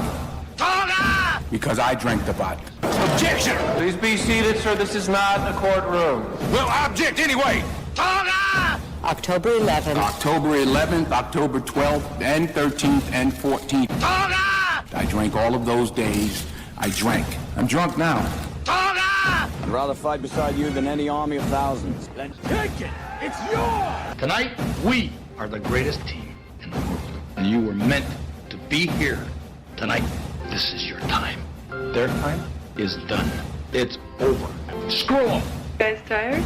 Go get all the sleep I need when I'm dead. Forget about the crowds, their fancy uniforms, and remember what got you here. Toga! Focus on the fundamentals. We've gone over time and time again. You damn dirty son of a... I wouldn't make it a habit calling me that, son. I want you to remember that no bastard ever won it by dying.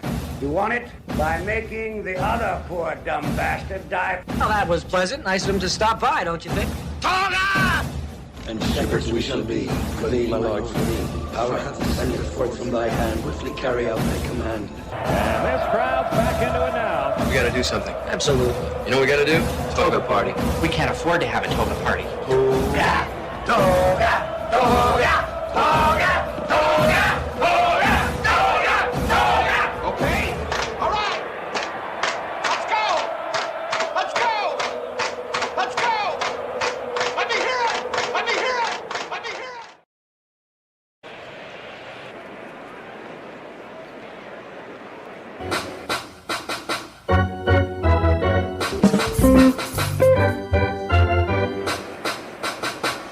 Welcome back. Sunday Night Baseball.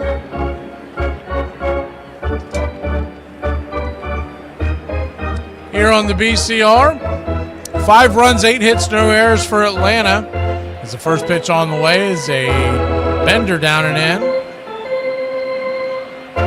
It's 1-0 to Drake Baldwin, the batter. No runs, 7 hits, and an error by Cleveland. The 1-0 pitch, outside wide, 2-0.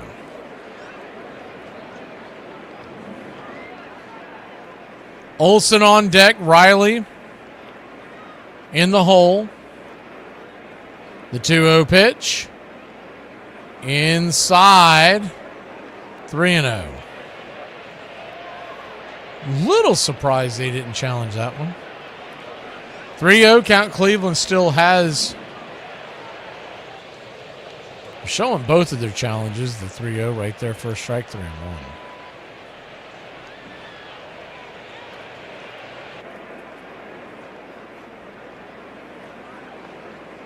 Atlanta has blown both of theirs, the 3-1. Swing lifts it into center field, drifting over, making the running catch out there. Schneemann. 1 away.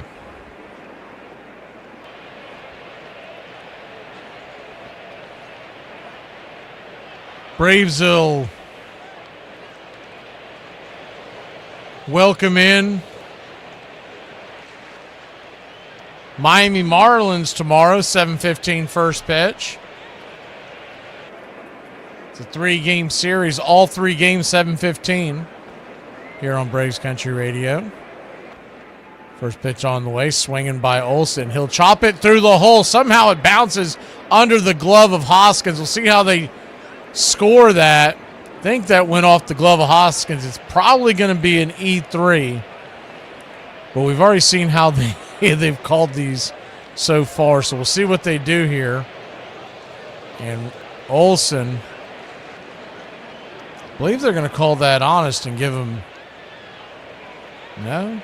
They gave him a base hit. All right. Ball bounced off the glove of the first baseman. It was a pretty easy roller over to first. Austin Riley, first pitch. Four-seam fastball, fouls it back into the crowd. It's 0-1.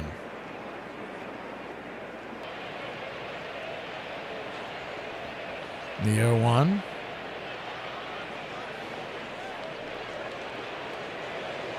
Kicks and fires.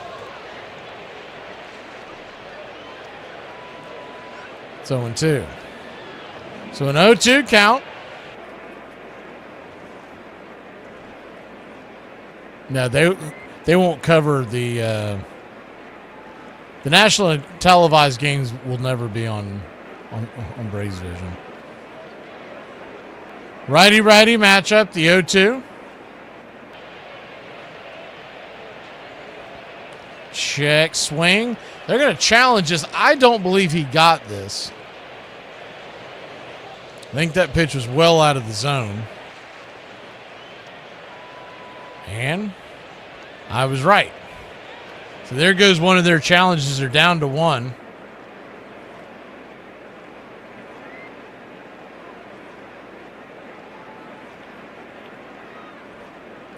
These games are predetermined for those of y'all wondering why this game's on Peacock.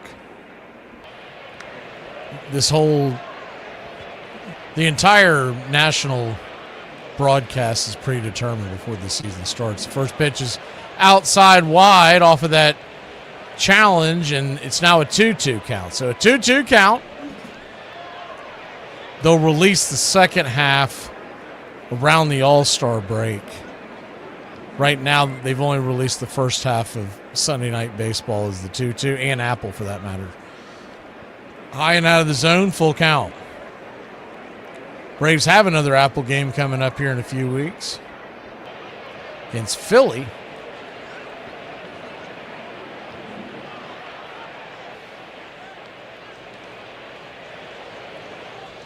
The payoff pitch. Swing! That ball slapped through the hole, and that's through for a base hit. And Olsen will go first to third. Runners on the corners, and Austin Riley raises batting average to 218. My boy, Blue! Blue, you're my boy! But from my understanding,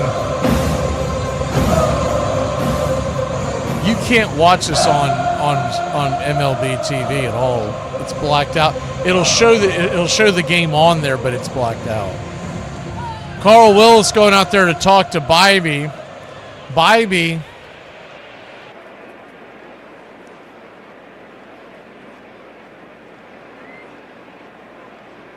sitting at 86 pitches.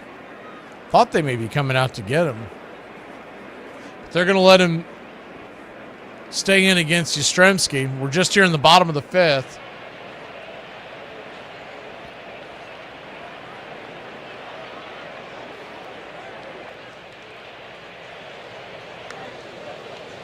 Righty-lefty matchup, Yastrzemski.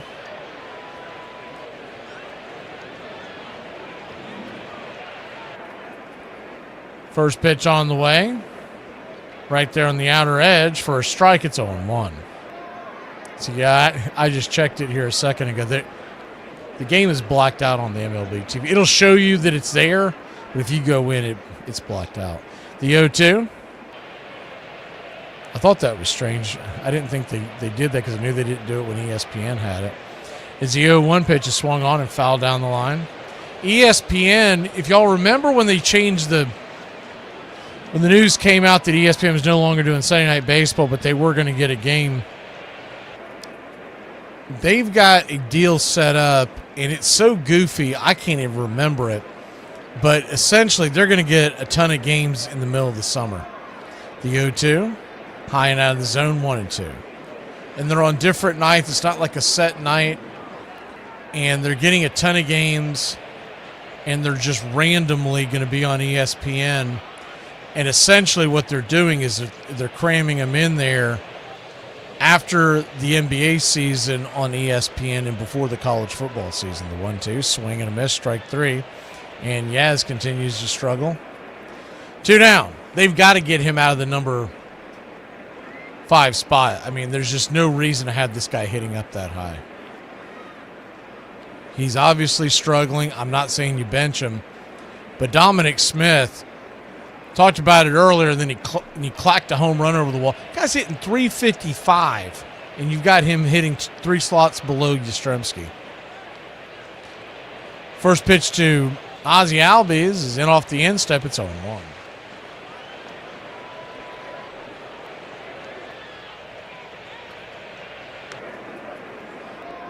And I get the appeal, because what you're thinking is, well, if he gets on, this is in perfect world mode, right? If he gets on, well, his speed, you want him out in front of Dominic Smith and Ozzie, et cetera, et cetera, et cetera. But you got to be on base to make all that work. The 0-1.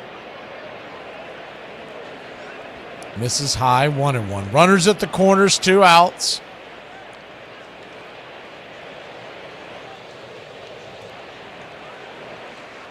A 1-1 count.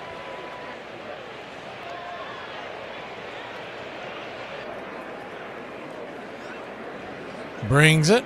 Swing. That ball's laced through the middle, and that's going to get through out to center field. Matt Olson's going to come home to score, and Ozzie Albies, have yourself a night. I'm the Wiz. I'm the Wiz, and nobody beats me. An RBI single, smokes it through the 4-6 hole, and your Atlanta Braves have taken a 6-0 lead. What's good for the goose is good for the gander. We lost last night 6-0. We now lead 6-0. And that's going to be it. Tanner Bybee's going to say bye-bye, and we'll be back in a flash. We go to the bullpen. Southpaw coming in for Cleveland.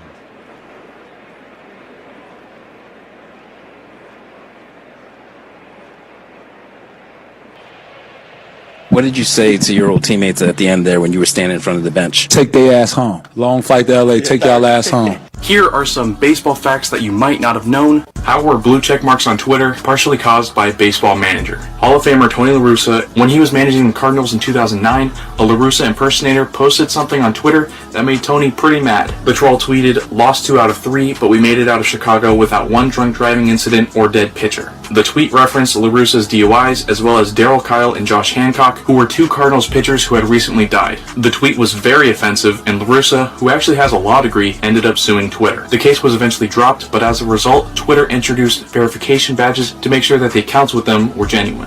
It all starts with just one thing. Get to know your local beekeeper. You can make sure they don't use chemicals in the hive, that they only sell surplus honey, plus locally produced honeys have a smaller carbon footprint. Find tips and more at onethingus.com. What's your one thing? In 1900, the Giants had taken a huge risk and traded their greatest pitcher, Amos Rusi, for a 19-year-old rookie. Rusi had 245 wins behind him, and as it turned out, none ahead of him. The Hoosier Thunderbolt went back to digging ditches in Indiana. The rookie had no major league wins when he joined the team, but he had 373 ahead of him. His name was Christy Mathewson. Matty was without a peer. He had a greater variety of stuff than any pitcher I ever knew or handled. His fastball was the equal of Walter Johnson or Amos Rusi's. He had the fadeaway down to perfection, and he utilized his knowledge of batsmen with greater effect than any twirler in the game. He possessed wonderful control, remarkable fielding ability, and was one of the finest sportsmen the game has ever known.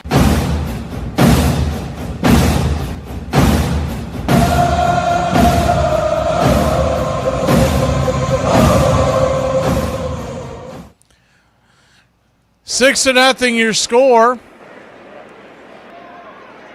Kyle Farmer coming on to pinch hit for Dominic Smith. First pitch misses inside for a ball. It's 1-0. Lefty-righty matchup. Farmer batting .500 on the season in limited playing time. 1-0 swing, fouls it back. It's 1-1. I would assume that he's going to be the guy that gets the axe when, assuming health for everybody else, when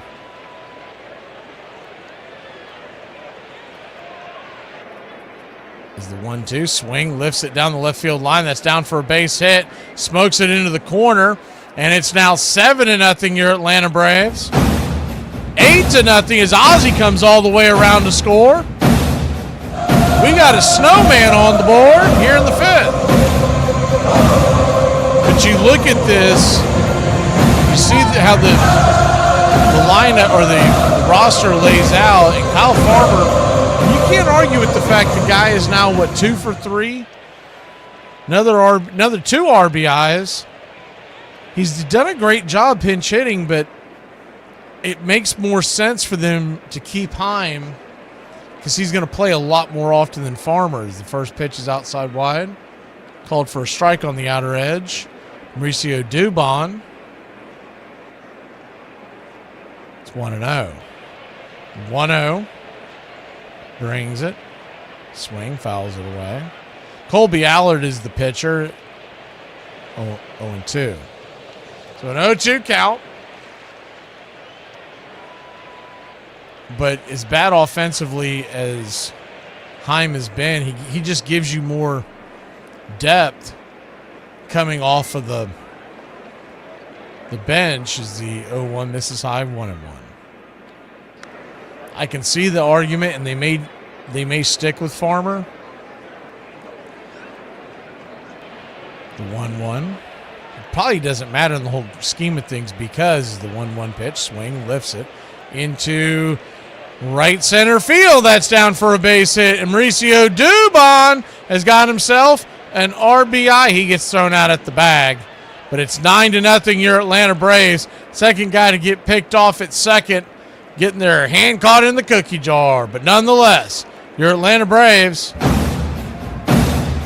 Pardon me. Would you have any? 9-0. But of course. One of life's finest pleasures. I'm so baked right now. I'm like a pie that smells like pot. I'm a pot pie. Things you might not know about Ty Cobb. Number 1, he made his major league debut with the Detroit Tigers 22 days after his mother unalived his father, thinking he was an intruder. Number 2, by the time of his death, he held over 20,000 shares of stock in Coca-Cola and owned bottling plants in 3 different states. Number 3, he hit 9 home runs during his 1909 Triple Crown season, all inside the park home runs. He is the only player in the modern era to lead his league in home runs in a season without hitting a ball over the fence. Number 4, he caused the first player strike. After being suspended for attacking a spectator, his teammates went on strike to protest the lack of protection of players from abusive fans. Number 5, in 1913, he became the first baseball player in history to be paid a 5-figure salary when he signed for $12,000. Number 6, he still remains the only player with 2 35 or more game hitting streaks. He also had 6 hitting streaks of at least 20 games. And finally, number 7, he had 23 consecutive seasons in which he batted 300 or better. The only season he didn't bat 300 was his rookie season. Anyway, in my spare time, I also enjoy stuffing animals, usually with other animals. For instance, a badger will hold 5 squirrels. A mouse will hold a shrew and a vole. You get the idea. Circle of life. I have broken the sound barrier, but you must never ask me how. I don't believe in the moon. I think it's just the back of the sun. I love a good train wreck. Stop it, you. She doesn't know you're joking. No, he's joking? John McGraw may have championed the old brawling brand of baseball, but his greatest star was Christy Mathewson, a pitcher with a record for clean play so spotless that his wife once felt she had to defend him by saying that while he was a good man, he was no goody-goody. Christy Mathewson was so virtuous, he would not give interviews to sports writers who he heard cheated on their wives.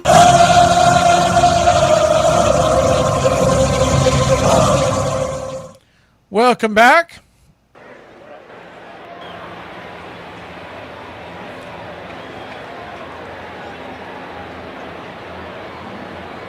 Top of the 6th inning we go. It's 9-0 Atlanta.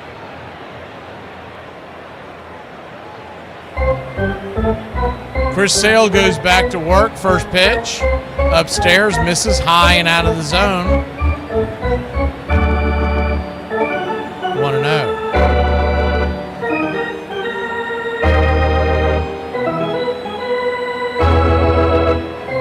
1-0 from Sale. Turns and fires. Swing, lifts it. High into center field, going back on the track, and she gone. A solo shot. Hammered by Reese Hoskins. 4th home run given up this year by Chris Sale. And it's 9-1.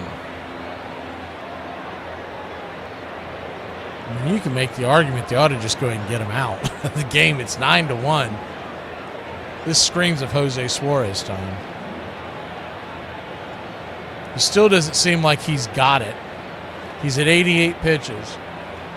I get the idea of wanting to get him through the 6th inning, but save him for more bullets later on. First pitch is a sinker on the outer edge, just missed the black. Braves are out of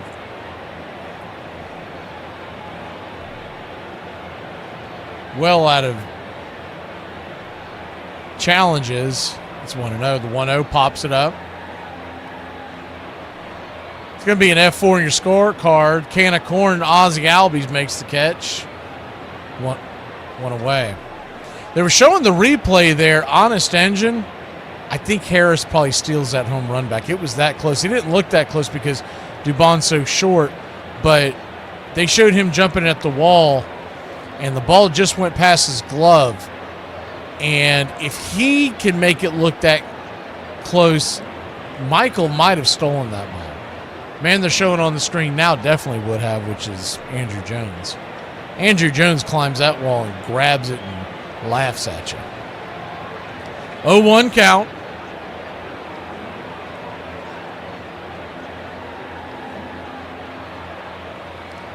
Check swing. Did he go around? He did not. 1-1.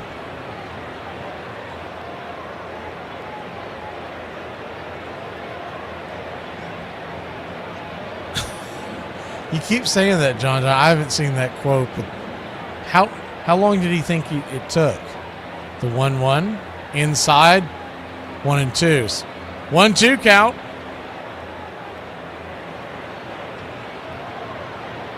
Sale is sitting at 6 strikeouts. The 1-2. Swing and a miss, strike 3. Got him. That is his 6th strikeout. Okay, they had it wrong on the screen. So 2 down.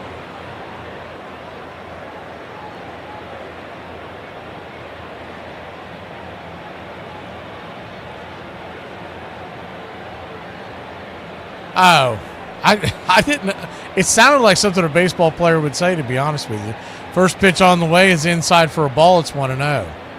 Lefty-lefty matchup. Like if you saw that thing with, and they've made too big of a deal out of it. Have you seen that thing that has gone on with Michael Harris?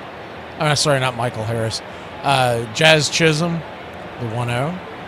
Right there for a strike upstairs, 1-1. He has been... He was quoted after a ball game, and the short of it is the 1-1. Brings it, swing, slaps it over to third. Riley's got it, 5-3, and that'll end the inning. We'll talk about it when we come back, but Jazz Chisholm, the quote that everybody's circulating, they don't think they understand the context. Doing? What am I doing? I'm moving sandbags 15 feet that way. That's what I'm doing. Why? Does it look like I know? I said I was always that guy that sat in my living room watching you guys play in the World Series and thinking, man, I would love to be there and experience the euphoria of what it feels like. You know, I just never thought that I'd be one of those guys that got to do this, honestly. And it's really cool. I'm telling you what, it exceeded all my expectations. It snowed 4 inches last night. Is that a lot, ladies? Or no, you need like more. That's that's nothing. That's like no snow. It's average? Is it average?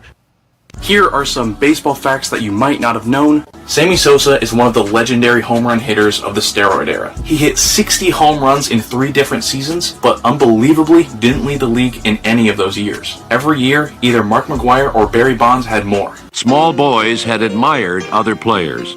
They worshipped Christy Mathewson. He was the perfect hero for his age. He seemed to have sprung from the pages of the dime baseball novels American boys now devoured. Sports writers and fans across the country called him the Christian gentleman. No one did more to improve the reputation of the baseball player, and he did it with style. Matheson would always wait until just about 10 minutes before game time. Then he'd come in from the clubhouse across the field in a long linen duster like auto drivers wore in those days. And at every step, the crowd will yell louder and louder. He was a commanding presence on the mound, methodically directing the rhythm and pace of each game. He could throw a ball into a tin cup at pitching range, a player remembered, and he took a scientific approach to his work, carefully cataloging his pitches.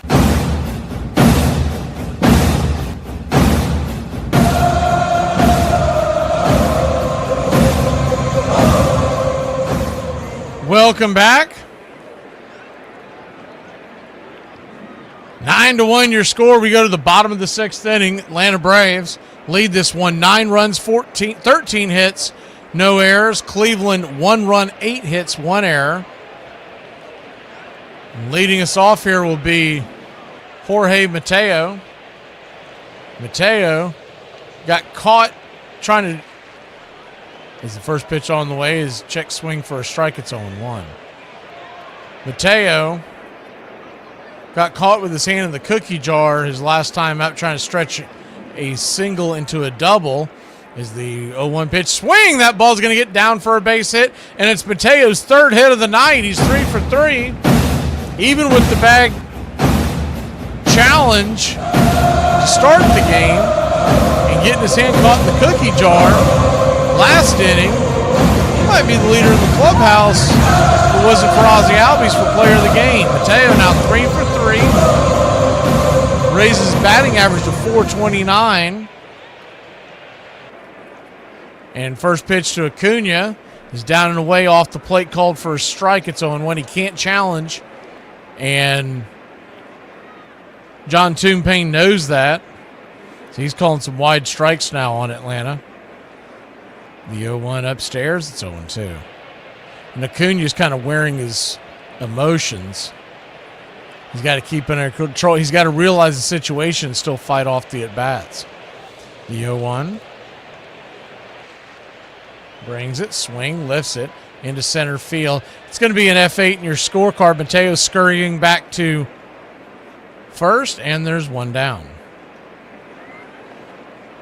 See, our friend up there in Russia is with us tonight. Looked in there at the break.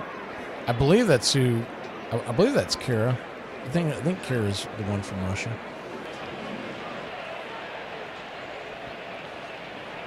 Braves 9, Cleveland 1. First pitch swinging by Drake Baldwin is lifted deep, but out of play. It's 0-1.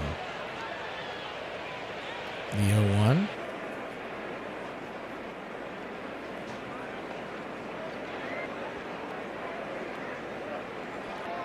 Brings it, swing, slaps it foul down the line, 0-2.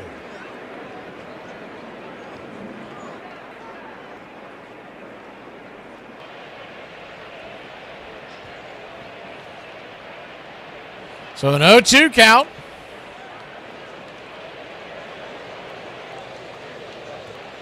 Brings the heat, swing, fouls it away. We'll do it one more time. We'll go ahead and send five memberships into the chat.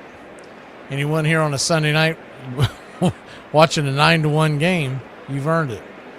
The 0-2 drifts a curveball upstairs, just misses the zone. 1-2. Colby Allard is at pitch number 17 now. The 1-2, swing, drags it on the ground over to first. It's going to be a force out at second. They're going to bring it back to first, and he'll be safe. A fielder's choice, one away.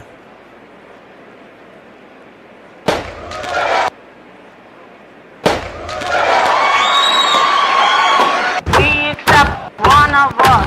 We accept Welcome one to of the us. Country Club.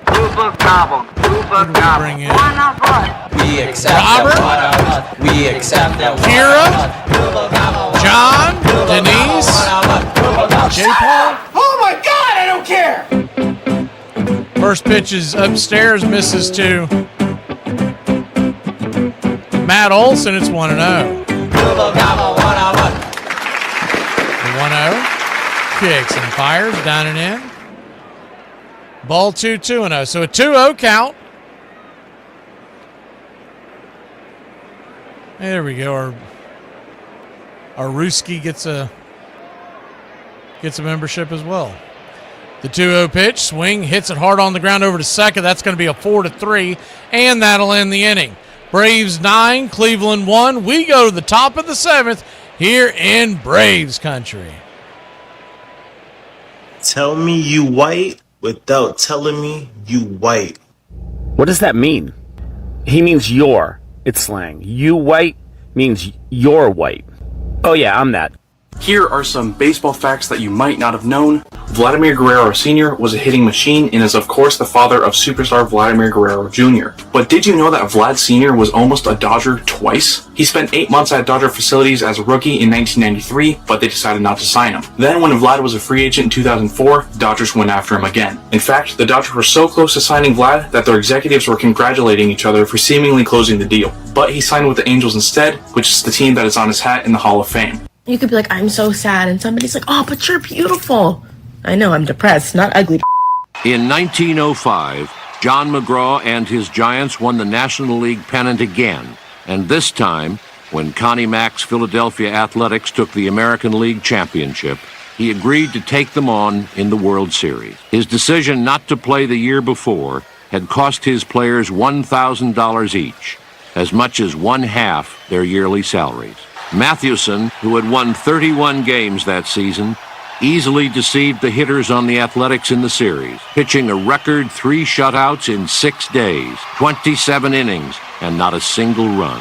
The greatest pitching performance in World Series history. The Giants easily beat Philadelphia, 4-1. With Christy Mathewson, New York looked unbeatable.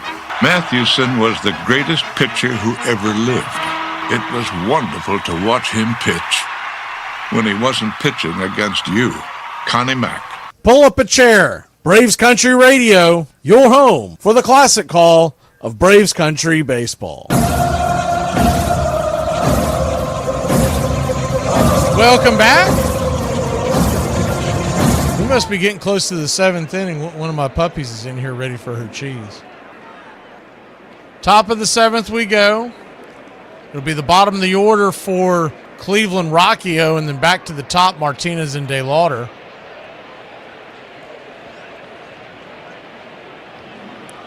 Dodgers have lost a series. The Braves will be the last team if this score holds. I can see your comments a lot easier now that you're in the country club, Kira. Coming into this series this weekend, the only two teams that had not lost a series was Atlanta and Cleveland. And, of course, they're squaring off right now. This is the rubber match. First pitch on the way is right there. Inside for a ball, it's 1-0. Lefty-righty matchup. Dylan Dodd, the pitcher, the 1-0, swings it over to short. It's going to be a 6-3, and it's going to be one away.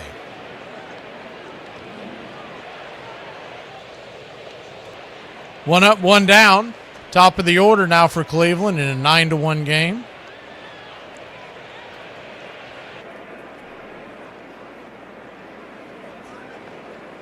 Martinez 0 for 3 on the day. On deck is DeLauder.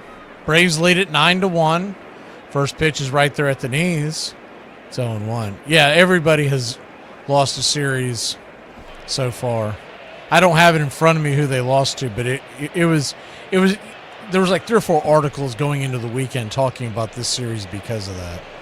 The 0-1 right there for a strike. It's 0-2. I mean, not that means a whole hill of beans this early in the year, but it's just an interesting footnote, especially for a Braves team that is so wounded. I mean, we don't have our starting catcher, we don't have a starting shortstop. We're missing essentially 4 of our 5 starting pitchers. If you really break it down, at least 3. The 0-2 swing, chops it over to second. Ozzy's got it on the one hopper, turns and spins and fires a dart to Olsen, and it's 2 down. Did this? Oh. They were showing the beginning of the freeze run, and there was a lady who was running that was beating him, and I was like, did she beat him? Because she looked slower than molasses. Now she got smoked. They must have given her a huge lead, or he screwed around because he didn't catch her till the very end. He must have been feeling very, very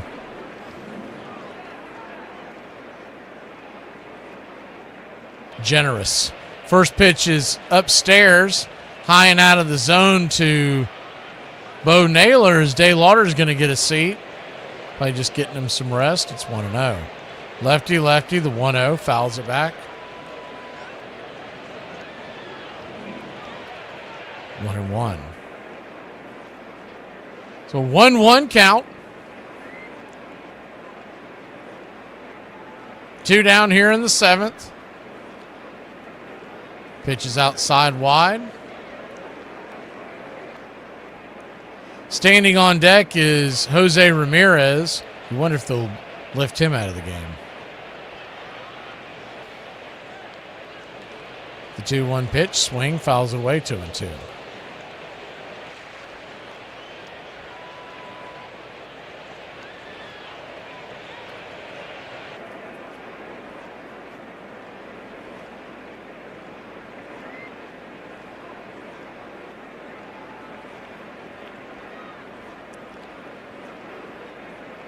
The 2-2.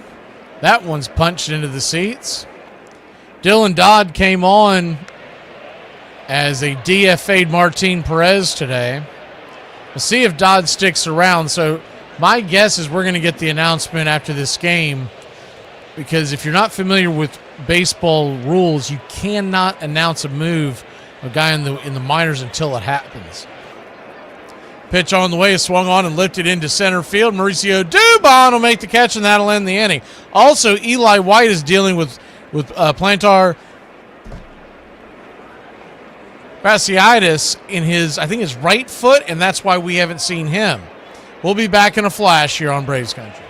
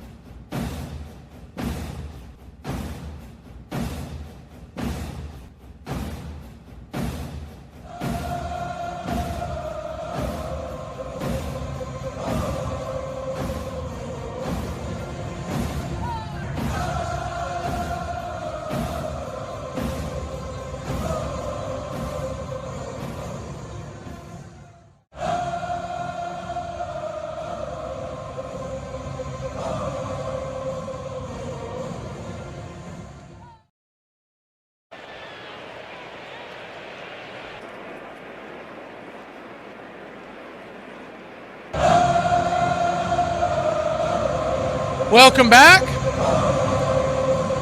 Atlanta Braves lead it 9-1.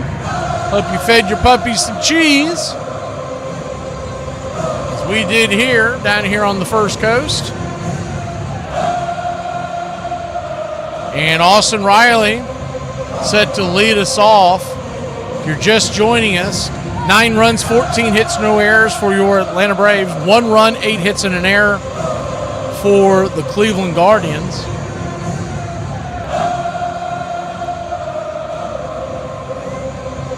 Scoring came early and often for the Braves. More on that in a second.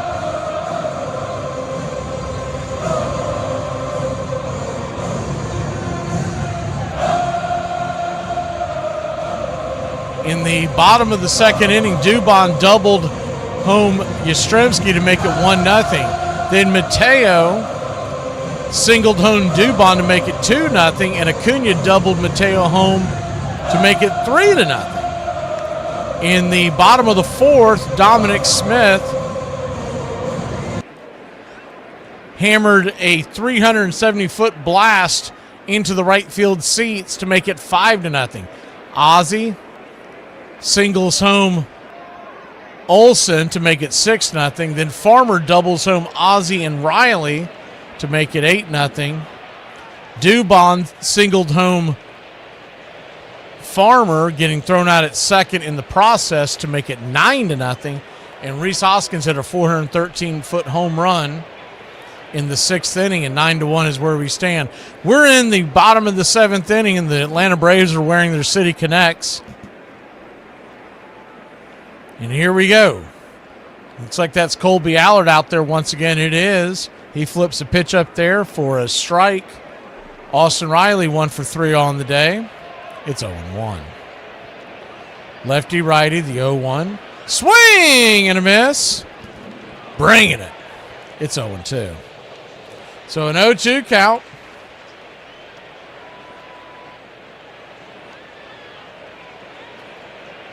Kicks and fires. Swing. Chops it over towards short. That'll be a 6-3. 1 down.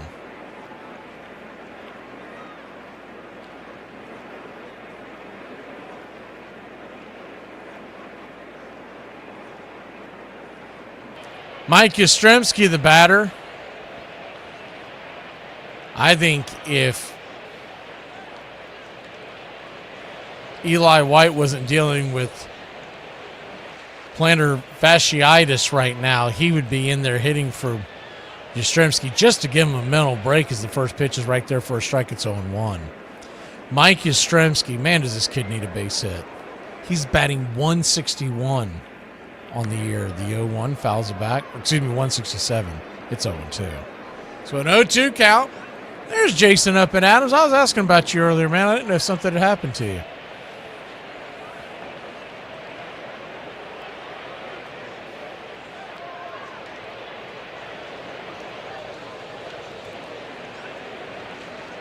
The 0-2. Swing, rips it. There we go. There's a base hit for the Yaz. Man, is that well overdue. Good to see him get on base. Yes, put everything on it. Don't hold back anything. Yabba, dabba, do. Yahoo!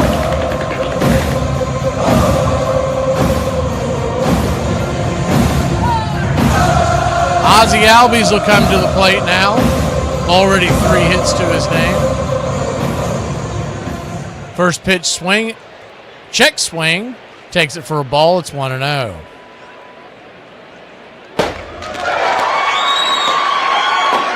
Thank you for the membership gifting there, Jason. The 1-0 pitch swing. Rocks it over to third. It's going to be a 5-4-3. Attempt at a double play, but Ozzie Albies will beat it out. 2 down. 10 memberships. That deserves one of these. We accept one of us. We accept one of us. Gooba gobble, gooba gobble, gooba gobble. One of us. We accept that one of us. We accept that one of us. Gooba gobble, one of us. Gooba gobble, one of us. Gooba gobble. Shut up! Oh my God, I don't care! First pitch on the way to Farmers right there for a strike. He came in for Dom Smith and ripped a 2 RBI double his first time up. It's a 0-1. Pitches well outside the zone.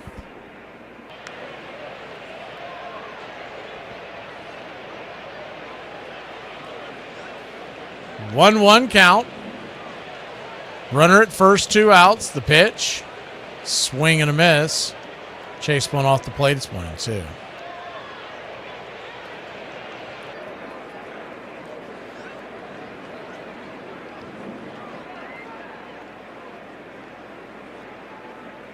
The 1-2. Swing, rolls it over to short. Charging it at short will be Rocchio. He'll fire it to first off the mark, but the good tag over there by Hoskins will end the inning. Braves 9, Cleveland 1. We'll go to the 8th inning, and you know what that means on Braves Country Radio. 106 miles from Chicago. We've got a full tank of gas, half a pack of cigarettes. It's dark, and we're wearing sunglasses. Hit it. I have come here to chew bubble gum and kick ass. And I'm all out of bubble gum. It's happy hour. When wins become losses and losses become wins. You guys going to happy hour? I'll come for a couple. Just a couple, though. Not like last time. I need a drink. When buying a beer, buying only one beer can cause a misalignment in your spine due to the uneven weight distribution. This can cause unnecessary back pain and potential spine issues. To prevent this, carry 2 beers, ensuring your body is balanced and proper health maintained. Afternoon, everybody. Put my pants on, one leg at a time. Does Barry Manilow know that you raid his wardrobe? Guess what? I got a fever, and the only prescription. Ladies and gentlemen, we interrupt our program of dance music to bring you a special bulletin from the Intercontinental Radio News. You're in Braves country. Everybody drink a beer. Salad. They're making it laws where you can't drink when you want to. This stinks! Pretty soon we're going to be communist country. This is total BS! Oh, yeah. For me and the Lord, you gotta understand it. We're on a mission from God. I'm on the radio every day!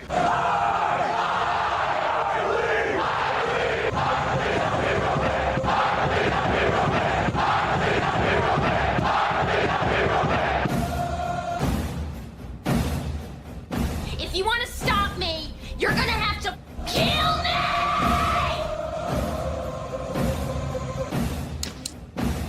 And you, music lover, you're next. You're so drunk you can't hit nothing. In fact, you'll probably see a double. I have 2 guns, one for each of you.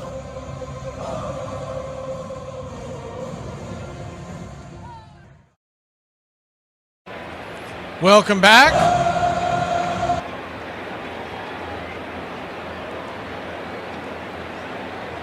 As we head to the top of the 8th inning, Jose Ramirez is due up.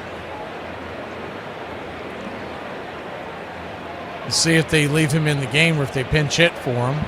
9-1 Braves.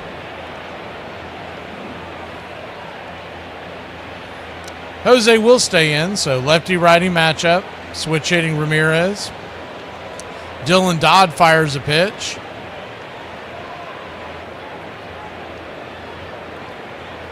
High and out of the zone, it's 1-0. 1-0. Kicks and fires. 2-0. 9 runs, 15 hits, no errors for Atlanta. 1 run, 8 hits, 1 error for Cleveland.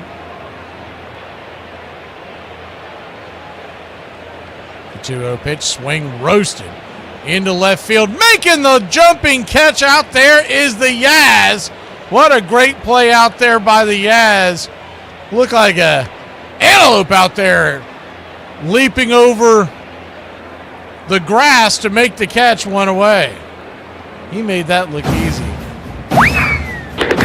Any of us would break our neck. Yes, put everything on it. Don't hold back anything. Yabba, dabba, do. Yahoo! Lefty-righty, Dylan Dodd. First pitch on the way inside to Fry, who is 1 for 3 on the day. Singled in the third. It's 1-0. Fry is now in right field, by the way. Behind the plate, staying in the game is Naylor. So Naylor went to the catcher position, and Fry went from catcher to right when DeLauder was pulled. The 2-0 count. Brings it right there at the knees, 2-1.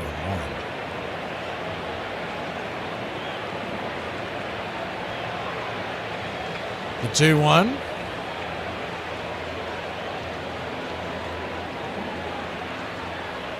Swing. Rips it off his instep, 2-2.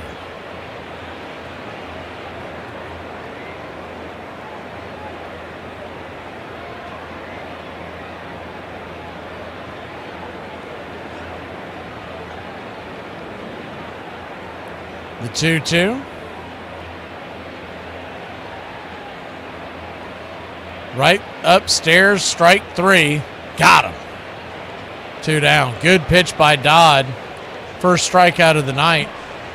By the way, closing the books on Sale, I don't think we ever got to that. 6 innings, 6 strikeouts, so he fell short of his number. Gave up the 1 home run, 8 hits, 1 run in total, and 1 walk. Not a bad night from Sale. Still didn't think that he looked like he had his A stuff. But his B or C stuff's still better than most people's A. First pitch from Dodd starts it off 1-0. The 1-0 pitch to Reese Hoskins, who hit a home run his last time up. 1-1. So a 1-1 count.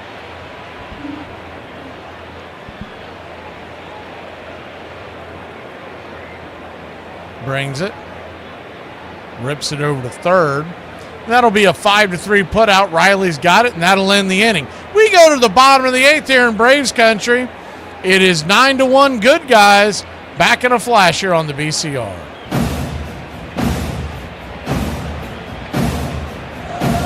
My mama always told me I could be whatever I wanted, so I became a problem. Look, I done told y'all I'm Contredo. I'm country and ghetto. Okay, I might be tiny baby, but I'm mighty. I don't want to fight you, but I will if I have to. I'm crazy. I'm medicated crazy. You better try Jesus, baby. Don't try me. Don't try me. Hey, Braves country, I'm Mac McGee. Join us for Pitch by Pitch, Play by Play, the classic call of Braves country baseball. We're bringing you Atlanta Braves baseball all year long. Jump into our pregame show, Braves Country Today, just before first pitch.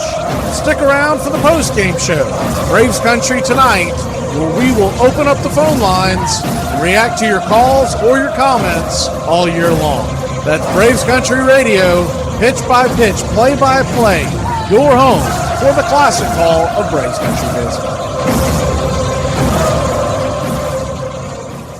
People say that, oh, you want to be different so bad, you want to be different so bad. No, I would much rather fit in and be liked. But there's something wrong with me, psychologically. I mean, the less you have going on, the less you have to worry about. Look at me. I got nothing going on. I got nothing to worry about. Except your future. There's nothing about baseball that calls for any sort of superhuman proportion or skill, or it at least appears that way. There's the illusion that it doesn't. As boys and girls, we grow up playing it, or we grow up playing softball. And we see the people who are playing it professionally now, and they don't look that different from us. They're not 6'8". They don't weigh 275 pounds. They're not on skates. They're not doing something that is beyond our reach. So the connection, for those of us who played it on sandlots and in schoolyards, is very easily grasped. You're listening to Braves Country Radio. Please like and subscribe today. YouTube.com/@BravesCountry.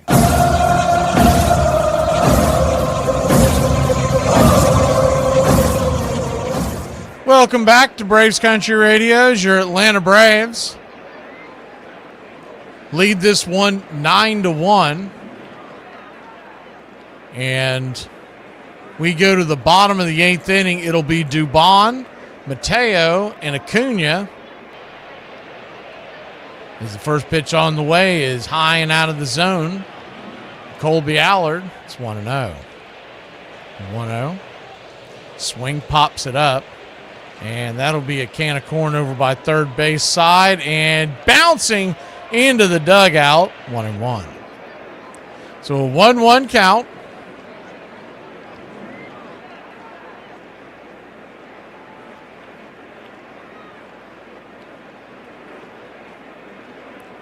Braves set to win another series, and if they do hold on and do that, the 1-1 swing, fouls it away, 1-2. They'll be the last team standing who has not lost a series in Major League Baseball. And they'll welcome in the Miami Marlins tomorrow. 7:15 first pitch. We'll have every game here this year, and tomorrow's game, Tuesday and Wednesday, are all 7:15. The 1-2 pitch, swing, drops it into center field. That's down for a base hit, and it's a leadoff single by Dubon. Pardon me, would you have any?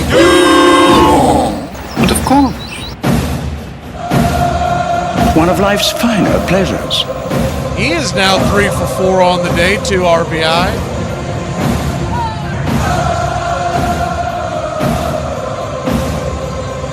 And Mateo's 3 for 3, takes the first pitch right down the pipe for a strike. It's 0-1.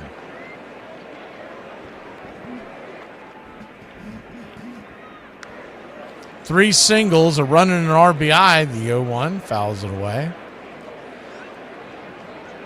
0-2. Assuming health, what you could expect when Kim and Murphy come back is that Mateo will be on the bench every day. It's the 0-2, swing, fouls it away. And Dubon will be your everyday utility guy.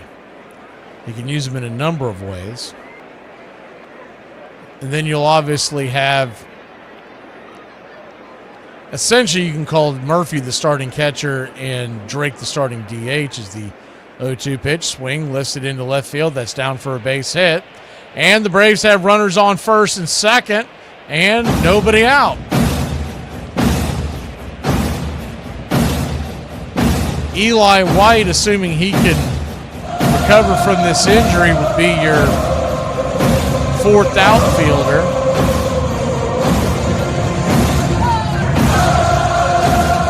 And I think they keep Dominic Smith over Jonah Heim as the first pitch on the way is inside for a go round.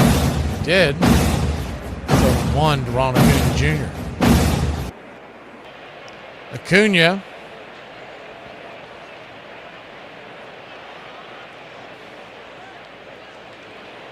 two for 4 on the day. The 0-1 upstairs for a strike. It's 0-2. Singled in the first and doubled in the second, and then is ground out and lined out.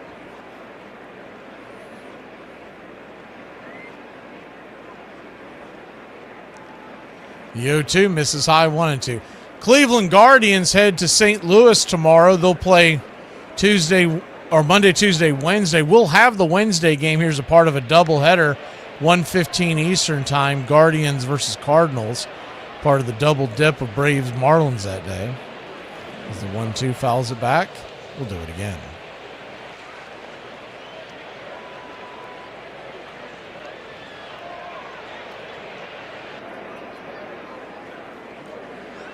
Nine to 1 your score. 9 runs, 17 hits for the Braves. The 1-2. Swing! Fouls that straight back. Man, he just missed that. In fact, he even took the bat and did what a lot of guys do when they know they just about got it. He smelled the bat. You can smell the wood burn. He just missed it. That was almost a 3-run shot. The 1-2. Inside, that ball got him. And Allard looks up at the sky. Acuna appears to be okay. No way there was any intention there.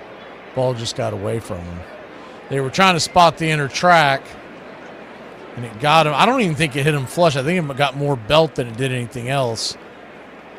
Ricocheted off his belt and away, and hopefully he'll be all right. That might leave a little bit of a mark, but I think he avoided major injury.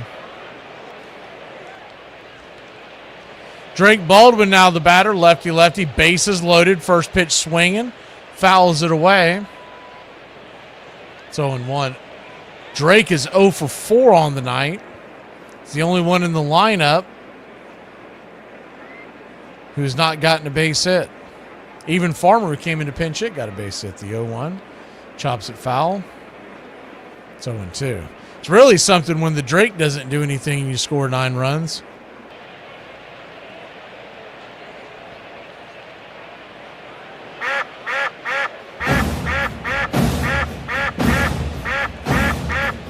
Ducks all over the pond. The 0-2 pitch. Swing, slaps it down the third base line. Foul. And we'll do it again.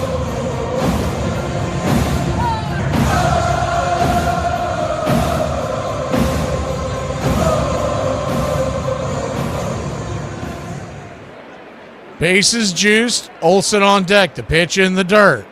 Bounces away. 1-2.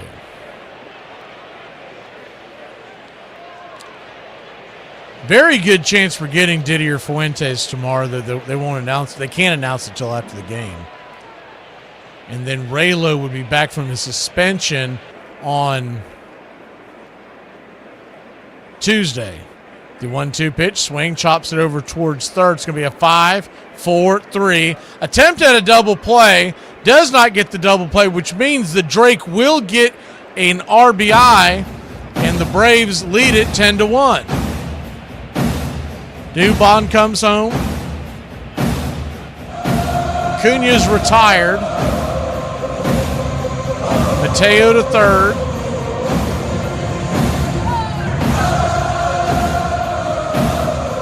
Matt Olson, your batter, lefty-lefty matchup. First pitch is down and in. For a ball, it's 1-0. 1-0. Just below the knees. Ball 2, 2-0.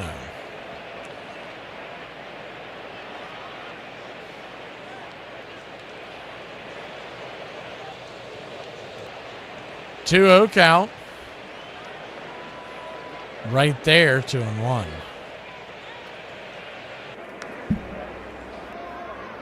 A 2-1 count.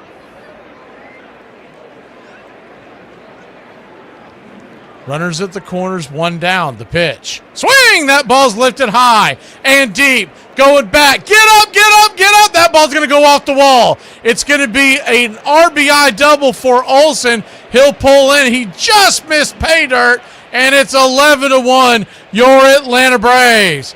Man, did he just miss it. Just missed it. This is not watered down. This is Ice House. Ice House. Smooth as it gets. That ball hit the very top of the bricks.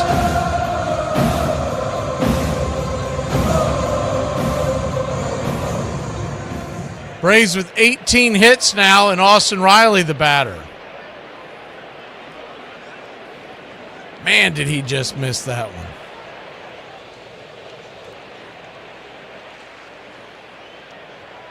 Those of y'all listening on radio riding down the road, the very top of those bricks in right field where there's a little ledge, that's where the ball hit. If it goes just above that, it's gone. Austin Riley, the batter, down and in. For a ball, it's 1-0. We might, well, they didn't move him, did they? No, we might get a Luke Williams sighting in the 9th inning. It could be Ephus Pitch City, the 1-0. Right there at the knees, 1-1. Might as well wear his arm at. He's going back to the AAA farm. The 1-1 pitch, swing, fouls it away, 1-2.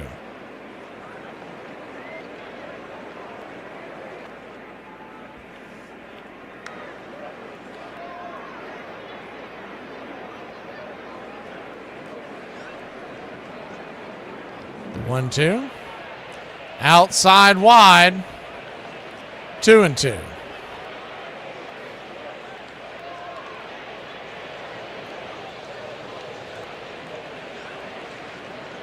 The 2-2 to Riley. Swing rips it down the left field line. That ball's going to get down where the green grass grows. 2 runs will score. It's a 2 RBI double by your boy Blue, and it is 13-1, a baker's dozen. Blue, you're my boy!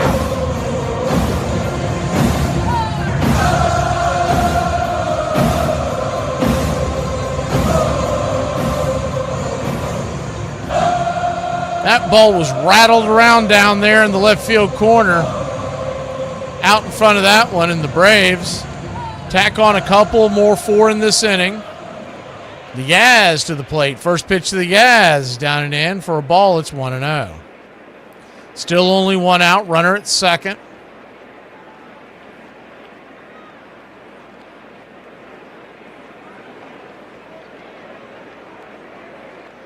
The 1-0 turns and fires. Upstairs, high strike, but we're out of challenges. And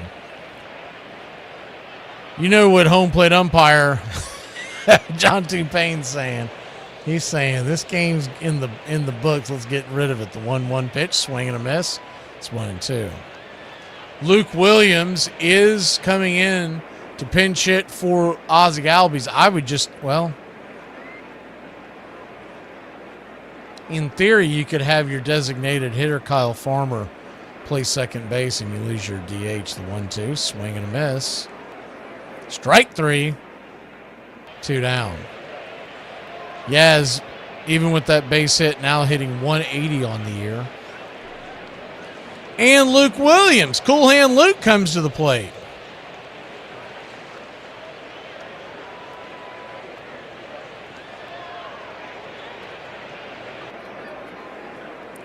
Lefty righty, first pitch on the way, high and out of the zone. It's 1-0.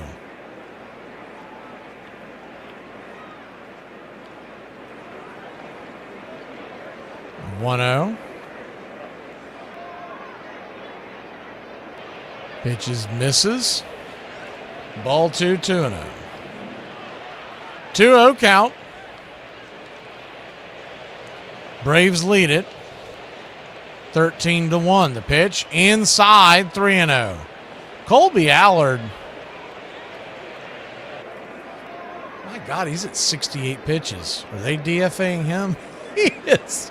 He is taking one for the team out there. The 3-0. Inside, ball 4, and he'll head on down to first. And the line keeps moving. Here comes Kyle Farmer. Looks like they're going to go ahead and pull him. Stephen Vogt's coming out of the dugout. I mean, he's got to be gassed. They're going to bring a right-hander in. I don't know if it'll be an actual pitcher or if they've got someone that can come in to just throw Luke Williams style. We'll take a quick break. When we return, trying to make out who that is. I don't think he came. Yeah, that's Hedges. So the catcher's going to come in and pitch for Cleveland when we return. 13-1. She'll have a whole crotch full of STDs and still call herself a snack. Okay, food poisoning. Got a text from my ex the other day, said he missed me. I said, I'm sorry, I can't talk right now, I'm at a funeral. He said, oh my God, who died? I said, my feelings for you did. Bye. Armchair. Here are some baseball facts that you might not have known. Prince Fielder is one of the most memorable home run hitters in the recent past, whose career was unfortunately cut short. His father, Cecil Fielder, was also known for hitting home runs. Cecil finished his career with 319 home runs, and 18 years later, his son Prince also finished his career with 319 home runs. Okay, first of all, I didn't miss the red flags. I looked at them and thought, that's sexy. And that's my problem. Alta Weiss was a doctor's daughter from Ragersville, Ohio, who began to pitch for boys' teams at the age of 14. At 17, she joined a men's semi-professional team. Miss Weiss can easily lay claim to being the only one who can handle the ball from the pitcher's box in such style that some of the best semi-pros are made to fan the atmosphere. The Lorraine Times-Herald. 1,200 people turned out to see her make her professional debut. She gave up only 4 hits and a single run in 5 innings. Soon, special trains were being run out from Cleveland whenever she pitched, and thousands paid to see her play. In 1908, her father bought her a barnstorming semi-pro team, which he renamed the Weiss All-Stars. She eventually put herself through medical school with her earnings, practiced as a physician, and spent her last years sitting on her porch in Ohio, watching children play the game she loved. But it would be 4 decades before women finally got a chance to play in their own professional league.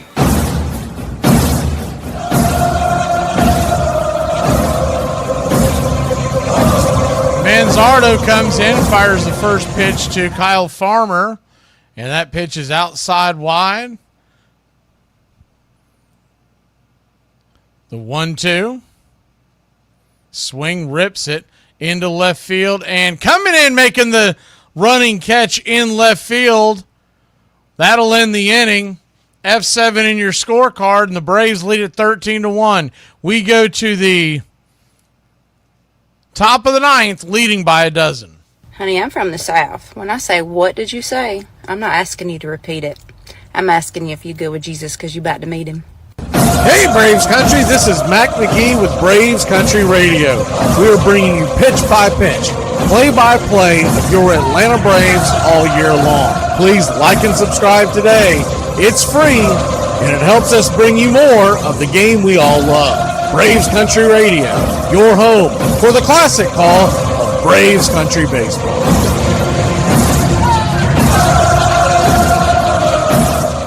Do you sometimes sit and just be thinking like, man, I can't believe my best friend's a thug? You're not a thug. Yes, I am a thug. You're not a thug. Yes, I am. How are you a thug? I took hip-hop classes, Chad. Here are some baseball facts that you might not have known. In the 1995 MLB Draft, the Montreal Expos chose a 17-year-old catcher from San Mateo, California, named Tom Brady. But Brady decided to pursue football instead. The 1906 Chicago Cubs, believed by many to have been the best team in baseball history. They moved smoothly to the pennant that year, winning 116 games and losing just 36. One key to the Cubs' consistency was their infield, the celebrated double play combination of Tinker to Evers to Chance. Chicago fans loved them, but they did not much like each other, or anyone else for that matter. First baseman and manager Frank Chance fined his players $10 if they so much as shook hands with an opposing player. Second baseman Johnny Evers was so touchy that his teammates called him the human crab, and he missed one entire season after suffering a nervous breakdown. Shortstop Joe Tinker was ordinarily a cheerful man, but even he refused to speak with Evers for 2 whole seasons after a quarrel over cab fare.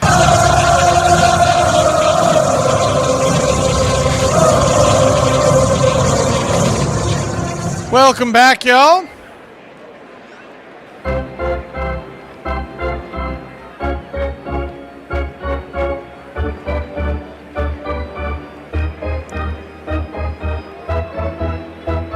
They're going to have Dodd go back out there. I thought maybe Luke Williams was going to play the role, but Dodd is out there on the mound. First pitch on the way is right there for a strike. It's 0-1. It's interesting they're going with Dodd.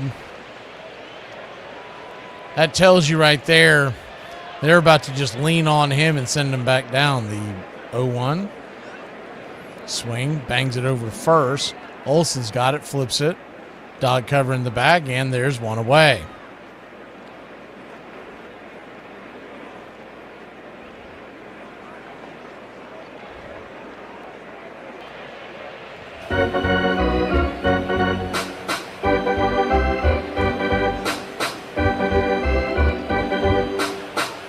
(13-1) your score, top of the ninth inning. Braves need 2 more outs, and they will be the last team to have not lost a series. We did split one with Arizona, as the first pitch is outside wide, called for a strike. It's 0-1.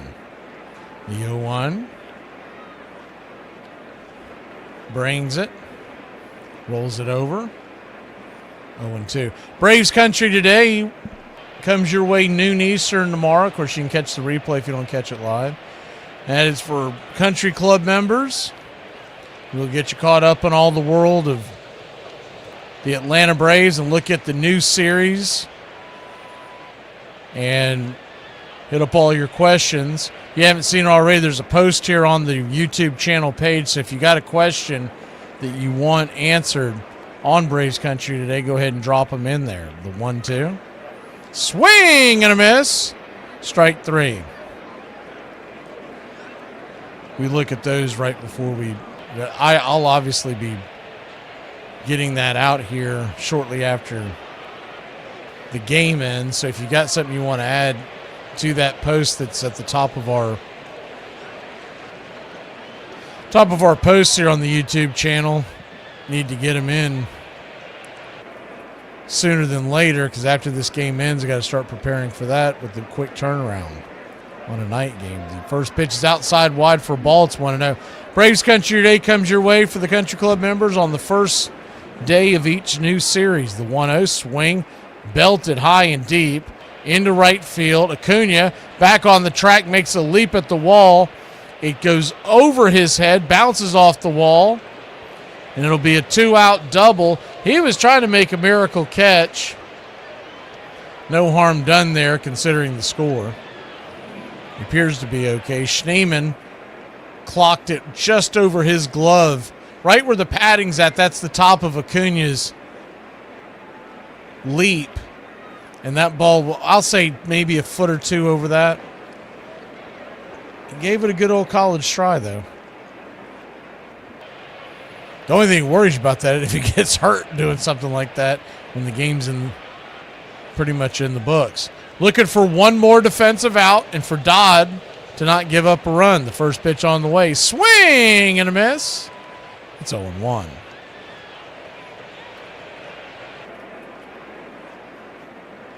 The 0-1.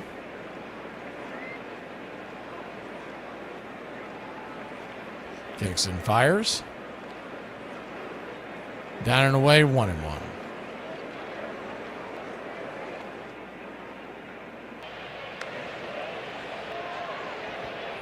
So 1-1 count. Swing lifts it high into center field. And underneath it is Mauricio Dubon. And Braves win. Braves win. Your Atlanta Braves win. Do you see what you get? Loser! Loser! Loser! Loser! Do you see what you get when you mess with the Warrior? Braves 13, Cleveland 1.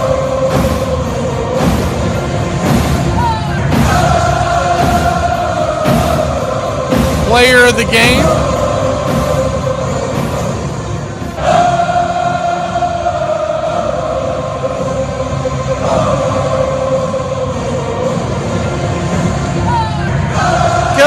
You can go a million ways here because so many guys contributed, but we're going to go ahead and give it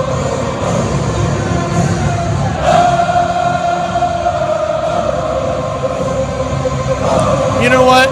How many times he can, even though he made a couple of boneheaded decisions, how many times does a guy go 4 for 4? Let's give it to Jorge Mateo. He went 4 for 4, 2 runs and an RBI. Other big time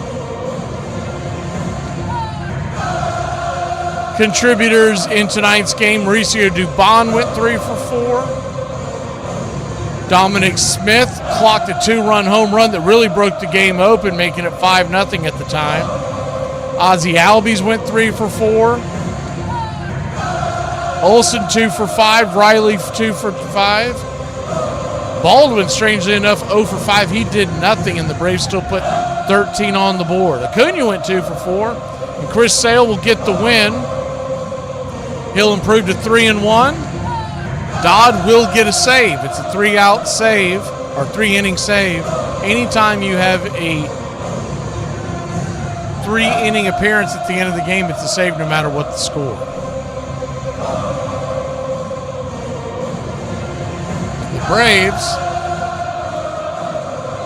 are now all alone in first place. Everybody keeps asking about the Dodgers. Let me look it up for you real quick. The Dodgers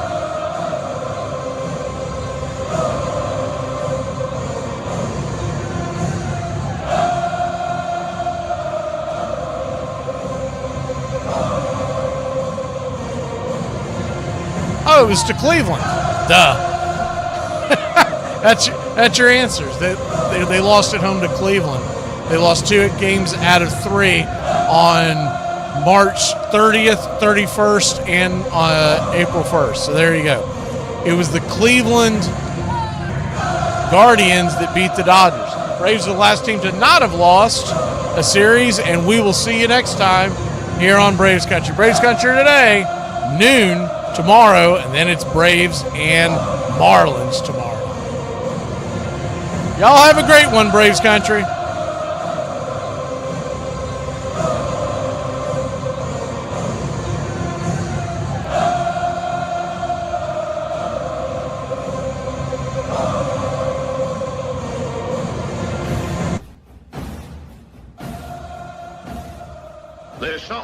There's something kind of about a kid that's never played baseball. It is the American game. That's just what it is. And actually, I can feel like I'm 15 when I'm talking baseball. I'm watching baseball. This is it. It does this. It can do this to any. It brings you back.